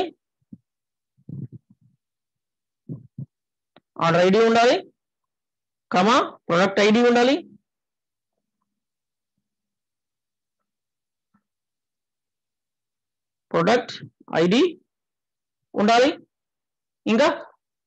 ఇంకా ఏముండాలి, క్వాంటిటీ ఉండాలి, అండ్ నెక్స్ట్ అమౌంట్ ఉండాలి. Okay, good. ఈ 4 కాలమ్స్ ఉన్నాయి. 4 కాలమ్స్ డేటా ఎంటర్ చేద్దాం. దీంట్లో వాల్యూస్ వచ్చేసరికి ఆర్డర్ ఐడి ఏంటి, ఆర్డర్ ఐడి ఏంటో తెలియదు, బ్లాంక్. ఆర్డర్ ఐడి అంటే ఎప్పుడు వస్తుంది? ఈ ఆర్డర్ ఇన్సర్ట్ అయితే ఆర్డర్ ఐడి వస్తుంది. ఈ ఆర్డర్ ఇన్సర్ట్ అయితే ఆర్డర్ ఐడి వస్తుంది. అది ఏ ఆర్డర్ ఐడి? ఏ ఆర్డర్? ఫస్ట్ ఆర్డర్ కాబట్టి ఫస్ట్ అని పెడదాం. ప్రజెంట్ ఫస్ట్ అని పెడదాం. గుడ్. తర్వాత మనం మార్చాల్సి ఉంటుంది దీన్ని. ఏ ఆర్డర్ ఐడి తెలియదు మనకి, ఎందుకంటే ఆటో ఇంక్రిమెంట్ ఆర్డర్ ఐడి ఇక్కడ వస్తుంది. ఈ ఆర్డర్స్ టేబుల్లో ఆర్డర్ ఐడి వస్తుంది అనమాట. అది ఏ ఆర్డర్ ఐడి, ఏ ఆర్డర్ వస్తుందో, ఐ మీన్ ఏ ఐడి వస్తుందో మనకు తెలియదు. ఇంకా ఆర్డర్స్ టేబుల్ ఏం క్రియేట్ అవుతుంది? ఎప్పుడు క్రియేట్ అవుతుంది? ఈ వాల్యూ స్టోర్ అయితే అప్పుడు మనకి ఆర్డర్ ఐడి చూద్ది. ఓకే, నేను సెకండ్ కస్టమర్ తీసుకుంటున్నా. ఫస్ట్ కస్టమర్ అన్ని 1 1 ఉంటే కన్ఫ్యూజ్ అవుతారు. Second customer. Okay, second customer ఎవరైతే వాళ్ళు, ఈ కస్టమర్స్ టేబుల్లో సెకండ్ కస్టమర్ ఎవరున్నారు? కిరణ్ ఉన్నాడు. కిరణ్ ఆర్డర్ చేస్తున్నాడు. కిరణ్ ఆర్డర్ చేస్తున్నాడు. అండ్ ఆర్డర్ ఐడి ఒకటని నేను తీసుకుంటున్నా, తీసుకుంటున్నా. ఊహించుకొని. Okay, and next product ID comma quantity comma amount. So product ID ఏంటి? ప్రొడక్ట్స్ టేబుల్లో ఏదైనా ప్రోడక్ట్ చూద్దాం, మనకు నచ్చిన ప్రోడక్ట్. ఓకే, ఏం కొనుక్కుందాం? పెన్ కొనుక్కుందాం. ఒక పెన్ కొనుక్కుందాం. పెన్ అంటే దాని ఐడి ఎంత? 3 ఉంది. ఏముంది? ప్రోడక్ట్ ఐడి 3 ఉంది. Okay, good. Product ID next 3. Quantity ఎన్ని కొనుక్కున్నాం? ఒక 5 కొనుక్కుందాం. 5 పెన్నులు కొనుక్కుందాం. అమౌంట్ ఎంత? అమౌంట్ ఎంత? పెన్ కాస్ట్ ఎంత? ఒక్కొక్కటి పెన్ కాస్ట్ 5 రూపీస్ అంట. 5 rupees pen cost. Pen cost 5 rupees కాబట్టి, పెన్ కాస్ట్ 5 రూపీస్ కాబట్టి మనం ఇక్కడ 5 into 5 25 అని మనం క్యాల్కులేట్ చేస్తున్నాం. అండ్ ఆ ప్రోడక్ట్ కాస్ట్, ఆ ప్రోడక్ట్ అమౌంట్ ఎంత ఉంది అనేది మనమే ఎత్తుక్కొని తెచ్చుకుంటున్నాం. ఇప్పుడు ఇవన్నీ ఫ్యూచర్లో మనం చేయకూడదు, అదే దాంతో చేయించాలి. ఓకే, మనం ఓన్లీ ప్రోడక్ట్నే సెలెక్ట్ చేసుకుంటాం అంతే. ఓకే, పోనివ్వండి, ఇప్పటివరకు ఇలా చేస్తున్నాం మనం. తర్వాత ఆ క్యాలిక్యులేషన్ పార్ట్ ఐడెంటిఫై చేయటం అంటే దాన్ని ఆ ప్రోడక్ట్ కాస్ట్ ఎంత ఉంది, ఈ ప్రోడక్ట్ కాస్ట్ ఎంత ఉందో మనం చెప్పకూడదు కదా, అంటే మనము ఎత్తుక్కోకూడదు. పోయి డేటాబేస్లోకి వెళ్ళి అదే ఎత్తుక్కొని తీసుకొచ్చి స్టోర్ చేయాలి. ఇవన్నీ చేపిద్దాం, వాటితో మనం చేపిద్దాం. ఇప్పటివరకు అయితే ఇలా స్టోర్ చేద్దాం. Okay, good. నేను దీన్ని స్టోర్ చేస్తున్నాను. ఎస్, ఎర్రర్ వచ్చింది. 2 వచ్చినాయి ఏంటి ఎర్రర్లు? ఒక్కసారి దీన్ని క్లియర్ చేద్దాం. వీటిని చాలా ఉన్నాయి, మనం చాలా చెప్పి క్లియర్ చేసేటట్టుంది. క్లియర్ చేద్దాం వీటన్నిటిని. ఫ్రెష్గా మళ్ళీ రన్ చేద్దాం. మళ్ళీ కొత్తగా ఎర్రర్ వస్తుంది. మనకు కావాల్సిన ఎర్రరే కదా. ఎప్పుడు వస్తే మనకేంటి? ఎస్, 2 ఎర్రర్లు వచ్చినాయి. Insert into order date does not have you default. పెట్టలేదా నేను? Order date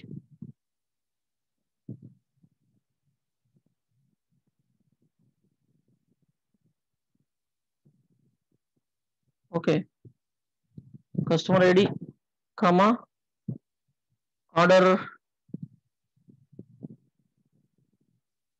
date. Order date ఎంత అని మనం ఇవ్వకుండా మనం వేస్తాం. ఇక్కడ నేను ఫంక్షన్ ఇస్తున్నాను. ఏంటి? Current date, current time stamp అని నేనే మాన్యువల్గా, నేను ఆటోమేటిక్ ఇలా ఇస్తున్నాను. అదొక ఎర్రర్. Okay, good. ఇంకొక ఎర్రర్ ఏంటిది? ఆర్డర్ ఐటమ్స్ లో ఎర్రర్ ఏంటి? Cannot add or update child row a foreign key constraint fails. Okay, ఏముంటుంది అంటే ఈ చైల్డ్ రో ఇన్సర్ట్ అయ్యేటప్పుడు ఈ పేరెంట్ టేబుల్లో డేటా ఉండాలి అంటుంది. పేరెంట్ టేబుల్లో డేటా ఉండాలి. ఏ డేటా? మనం ఫారెన్ కి రిఫరెన్స్ పెట్టాం కదా, ఆ డేటా. అంటే ఈ టేబుల్కి మనం లింకింగ్ దేని పెట్టాం? ఆర్డర్ ఐడి పెట్టాం. అంటే ఆర్డర్ ఐడి పెట్టాం. ఆర్డర్ ఐడి ఈ టేబుల్లో ఆర్డర్ ఐడికి, అంటే ఇక్కడ ఆర్డర్ ఐడి మనం ఇవ్వలేదు కానీ ఆర్డర్ ఐడి ఉంది. ఆర్డర్ ఐడికి ఈ ఆర్డర్ ఐడికి మనము relation, I mean link create చేసాం. ఫారెన్ కి క్రియేట్ చేసాం. అంటే ఈ ఫీల్డ్ లో, అంటే ఆర్డర్ ఐడి ఫీల్డ్ లో నేను 1 అని స్టోర్ చేస్తున్నాను కదా, ఇది స్టోర్ అయ్యే టయానికి ఈ 1 అనే వాల్యూ తో ఇక్కడ ఒక రికార్డు ఉండాలి. కస్టమర్ ఆర్డర్స్ టేబుల్లో ఆల్రెడీ ఉండాలి. ఆర్డర్ ఐడి 1 ఉండాలి. అది లేదు అందుకే నేను దీన్ని స్టోర్ చేయట్లేదు అంటుంది. అది లేదు కాబట్టి నేను దీన్ని స్టోర్ చేయట్లేదు అంటుంది. చూద్దాం ఆర్డర్స్ టేబుల్లో అది ఉందో లేదో. ఆర్డర్స్ టేబుల్ బ్లాంక్, ఏం లేదు. అలాంటప్పుడు మనకి కరెక్టే కదా ఇచ్చిన ఎర్రర్. ఇది చెవులు కదా, రెఫరెన్స్ క్రియేట్ చేసి పెట్టాం కదా. ఆర్డర్ ఐడి 1 అన్నాం అంటే ఆర్డర్స్ టేబుల్ ఆర్డర్ ఐడి ఉండాలి. అసలు ఆర్డర్ ఐడి క్రియేట్ కాలేదు, ఎందుకంటే నాకు ఎర్రర్ వచ్చింది కదా. అది ఎర్రర్ వచ్చేసరికి అది క్రియేట్ కాలేదు. Okay good. ఇప్పుడు మనం క్రియేట్ చేద్దాం దీన్ని. సక్సెస్ఫుల్ గా క్రియేట్ అయింది. ఓకే, ఇక మనం ఒక విషయం జాగ్రత్తగా గమనించాలి. ఆర్డర్స్ టేబుల్ ఒక ఆర్డర్ క్రియేట్ అయింది, ఆర్డర్ ఐడి 1, అది ఆటో ఇంక్రిమెంట్. మనం దీన్ని గెస్ చేసాం ఇందాక 1 వస్తుందని. And order date, time, present date and time ఇది ఫంక్షన్ ద్వారా తీసుకుంది. కస్టమర్ ఎవరు? Second customer. ఈ కస్టమర్ ఈ ఆర్డర్ గురించి రిమైనింగ్ డీటెయిల్స్ ఎక్కడ ఉన్నాయి? రిమైనింగ్ డీటెయిల్స్ ఆర్డర్ ఐటమ్స్ లో ఉన్నాయి. ఓకే, ఆర్డర్ ఐడి చూడండి 1. ఆర్డర్స్ టేబుల్లో 1 ఉంది కదా, 1 అనే ఆర్డర్ ఉంది. మనం దాన్ని గెస్ చేసి మనం ఇక్కడ దీన్ని 1 అని ఇచ్చాం. గుడ్. ప్రోడక్ట్ ఐడి 3, ఇవన్నీ మన స్టోర్ అయింది. గుడ్. కానీ ఇది అన్ని సార్లు మనం అలా గెస్ చేసి అలా ఇవ్వడం కుదరదు కదా. మనము ఆర్డర్ ఐడి అది ఈ టేబుల్లో ఈ డేటా ఇన్సర్ట్ అయితే ఆటోమేటిక్ గా ఒక ఆర్డర్ ఐడి అనేది జనరేట్ అవుతుంది. దాన్ని మనం ఎలా గెస్ చేసి ఇక్కడ ఇస్తాం? అలా ఇవ్వకూడదు కదా. అందుకే ఏం చేస్తున్నామంటే మనం గెస్ చేయకుండా దానికోసం ఒక ఫంక్షన్ ఉంది. ఏంటంటే లాస్ట్ ఇన్సర్టెడ్ ఐడి అంటే ఆటో ఇంక్రిమెంట్ అనే కాన్సెప్ట్ ద్వారా జస్ట్ ఇప్పుడే క్రియేట్ అయిన ఐడిని ఈ ఫంక్షన్ పిక్ చేసుకొస్తుంది. మనం గెస్ చేయకుండా ఈ ఫంక్షన్ తీసుకొస్తుంది. మనం గెస్ చేసిన రాంగ్ అవుతుంది, బట్ ఈ ఫంక్షన్ అయితే కరెక్ట్గా తీసుకొస్తుంది. దీంతో చేపిస్తే బాగుంటుంది. Okay good. ఇప్పుడు మళ్ళా నేను ఏం చేస్తున్నానంటే నేను ఇప్పుడు ఈ సెకండ్ కస్టమరే థర్డ్ ప్రొడక్ట్ కాకుండా ఒక ఏదో ఫస్ట్ ప్రొడక్ట్ లేదా ఒక సిక్స్త్ ప్రొడక్ట్ ఏముంది చూద్దాం. పేపర్ అంట, అది 250 రూపీస్ అంట. పేపర్ బండిల్ అయ్యి ఉంటుంది. ఓకే, 250 రూపీస్ అంట. ఓకే,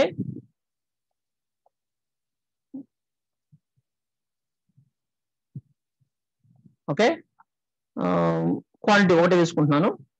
1 క్వాంటిటీ లేదా 2 బండిల్స్ తీసుకుంటే ఇది 500 రూపీస్ అవుతాయి. మనం చేస్తున్నాం మొత్తం క్యాలిక్యులేషన్ ఇదంతా కూడా. ఓకే, ఇలా మనం ఆ అమౌంట్ ని మనమే అక్కడ చూసుకొని క్వాంటిటీకి మల్టిప్లై చేసి మనమే చేస్తున్నాం. బట్ దాంతో చేయించాలి, మనం చేస్తున్నాం. Okay good. No problem. ఇక్కడ మనం ఇప్పుడు చూడండి ఈ ఫంక్షన్ పనిచేస్తుందో లేదో చూద్దాం. ఈ ఫంక్షన్ 2 ని పిక్ చేసుకొస్తుంది. 2 yes సక్సెస్ అయింది. బట్ ఇక్కడ చూద్దాం, ఇక్కడ చెక్ చేద్దాం. వచ్చి ఇక్కడ మీరు చూస్తే 2 పిక్ చేసుకొచ్చింది. చూడండి ఈ 2 ఏంటి? Order ID. ఎక్కడ తీసుకొచ్చింది? ఆర్డర్స్ టేబుల్లో జస్ట్ క్రియేట్ చేసినప్పుడు 2 అనే ఆర్డర్ ఐడి ఆటో ఇంక్రిమెంట్ ద్వారా జనరేట్ అయింది. మనం దీన్ని ఇవ్వలేదు ఆర్డర్ ఐడి ఆర్డర్స్ టేబుల్లో. చూడండి కావాలంటే ఆర్డర్స్ టేబుల్లో ఓన్లీ మనం ఇక్కడ కస్టమర్ ఐడి ఇచ్చాం అండ్ డేట్ అండ్ టైం ఇచ్చాం. Customer ID, date and time, current date and time, ఈ రెండో ఇచ్చింది. బట్ ఆర్డర్ ఐడి మనం ఇవ్వలేదు. ఆటోమేటిక్ గా ఈ ఫంక్షన్ అంటే అది ఆటో జనరేట్ అయింది. ఆ జనరేట్ అయిన దాన్ని ఈ సెకండ్ టేబుల్లోకి ఇది పిక్ చేసుకొచ్చి ఇక్కడ ఫిల్అప్ చేసింది. ఓకే, మనకి ఇక్కడ ఫిల్అప్ చేసింది. ఇప్పుడు చూడండి ఇంకొక ట్రాన్సాక్షన్ చేద్దాం. సేమ్ డీటెయిల్స్ అన్ని సేమ్, నో చేంజ్. ఇది 2 అన్ని నో చేంజ్. ఇంకోటి చేస్తున్నాం. ఇప్పుడు చూడండి, రిఫ్రెష్ కొట్టండి. 3 కస్టమర్ ఐడి 3 ఇలా వచ్చేసినాయి. ఇప్పుడు ఇంకొక వండర్ఫుల్ థింగ్ ఇంకోటి చేద్దాం. ఒకేసారి 2 ఐటమ్స్ కొన్నాడు ఇతను. ఒకేసారి ఒక ఐటమ్ కాదు, ఒక 3 ఐటమ్స్ కొన్నాడు. కామా పేస్ట్ 3 ఐటమ్స్ కొన్నాడు. ఇప్పుడు ఏంటి 3 ఐటమ్స్? ఓకే, ఒకటేమో 4, ఒకటేమో 1, ఒకటేమో 2. ఇవేంటి అసలుకి? అన్ని 2 క్వాంటిటీ అనుకుందాం. ఇవేంటి ఇవి? వాటి రేట్లు ఎంత? ఇప్పుడు చూడండి మనకి ఎంత కష్టం అవుతుందో. మాన్యువల్ గా చేయాల్సి వస్తుంది. 1 దాని రేట్ 53, 2 ఒకటి చేద్దాం. 53 153 53 అంటే 106. 2 ఏమో 25.5 అంట, అంటే 51 రూపీస్ అవుతుంది. ఇదేంటిది 4 కవర్స్ అంట, ఎంత ఒకటి 3 రూపీస్ అంట, ఎంతది 3 రూపీస్ అంట. అందుకని 2 కాబట్టి క్వాంటిటీ 6. ఇక్కడ మాన్యువల్ చేస్తున్నా. ఇక్కడ ఒక వండర్ఫుల్ థింగ్ ఏంటంటే ఇవన్నీ ఒకే ఆర్డర్. ఎవరు చేస్తున్నారు ఆర్డరు? ఫస్ట్ కస్టమర్ అనుకున్నాం. కస్టమర్ 1 అంటే రామ్మోహన్ ఉంటాడు, ఆఫ్ కోర్స్ అతను చేస్తున్నాడు. ఓకే, దీన్ని రన్ చేద్దాం. Yes excellent. ఇక్కడ చూడండి, ఒక 3 rows ఎఫెక్ట్ అయింది, ఇదే 1 row ఎఫెక్ట్ అయింది. Okay good. ఇప్పుడు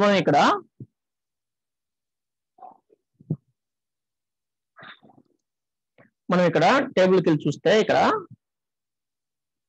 చూడండి 4 ఆర్డర్ మీద ఆర్డర్ నెంబర్ 4 3 ఐటమ్స్ అయి ఉన్నాయి. 3 ఐటమ్స్ పర్చేస్ చేసాం. ఏ ఆర్డర్ అది? 4 ఆర్డర్. చూడండి, ఆర్డర్ నెంబర్ 4 ఓకే, కస్టమర్ 1 అనే అతను చేశాడు. ఓకేనా? సో టైంలో అతను ఏ ఐటమ్స్ పర్చేస్ చేశాడంటే ఇక్కడ 4 లో ఉన్నాయి. ఈ 4 మీద ఆర్డర్ ఐడి 4 అంటే దానికి సంబంధించినవి ఆ కస్టమర్ చేసిన, ఆ టైంలో ఆ కస్టమర్ చేసిన ఆర్డర్ అది. ఓకే, 3 ఐటమ్స్ ఆర్డర్ చేశాడు. ఓకే, ఇప్పుడు 4 అనేది ప్రతి రికార్డుకి 4 అనేది ఎవరు పిక్ చేసుకొచ్చారు? మనం ఇవ్వలేదు.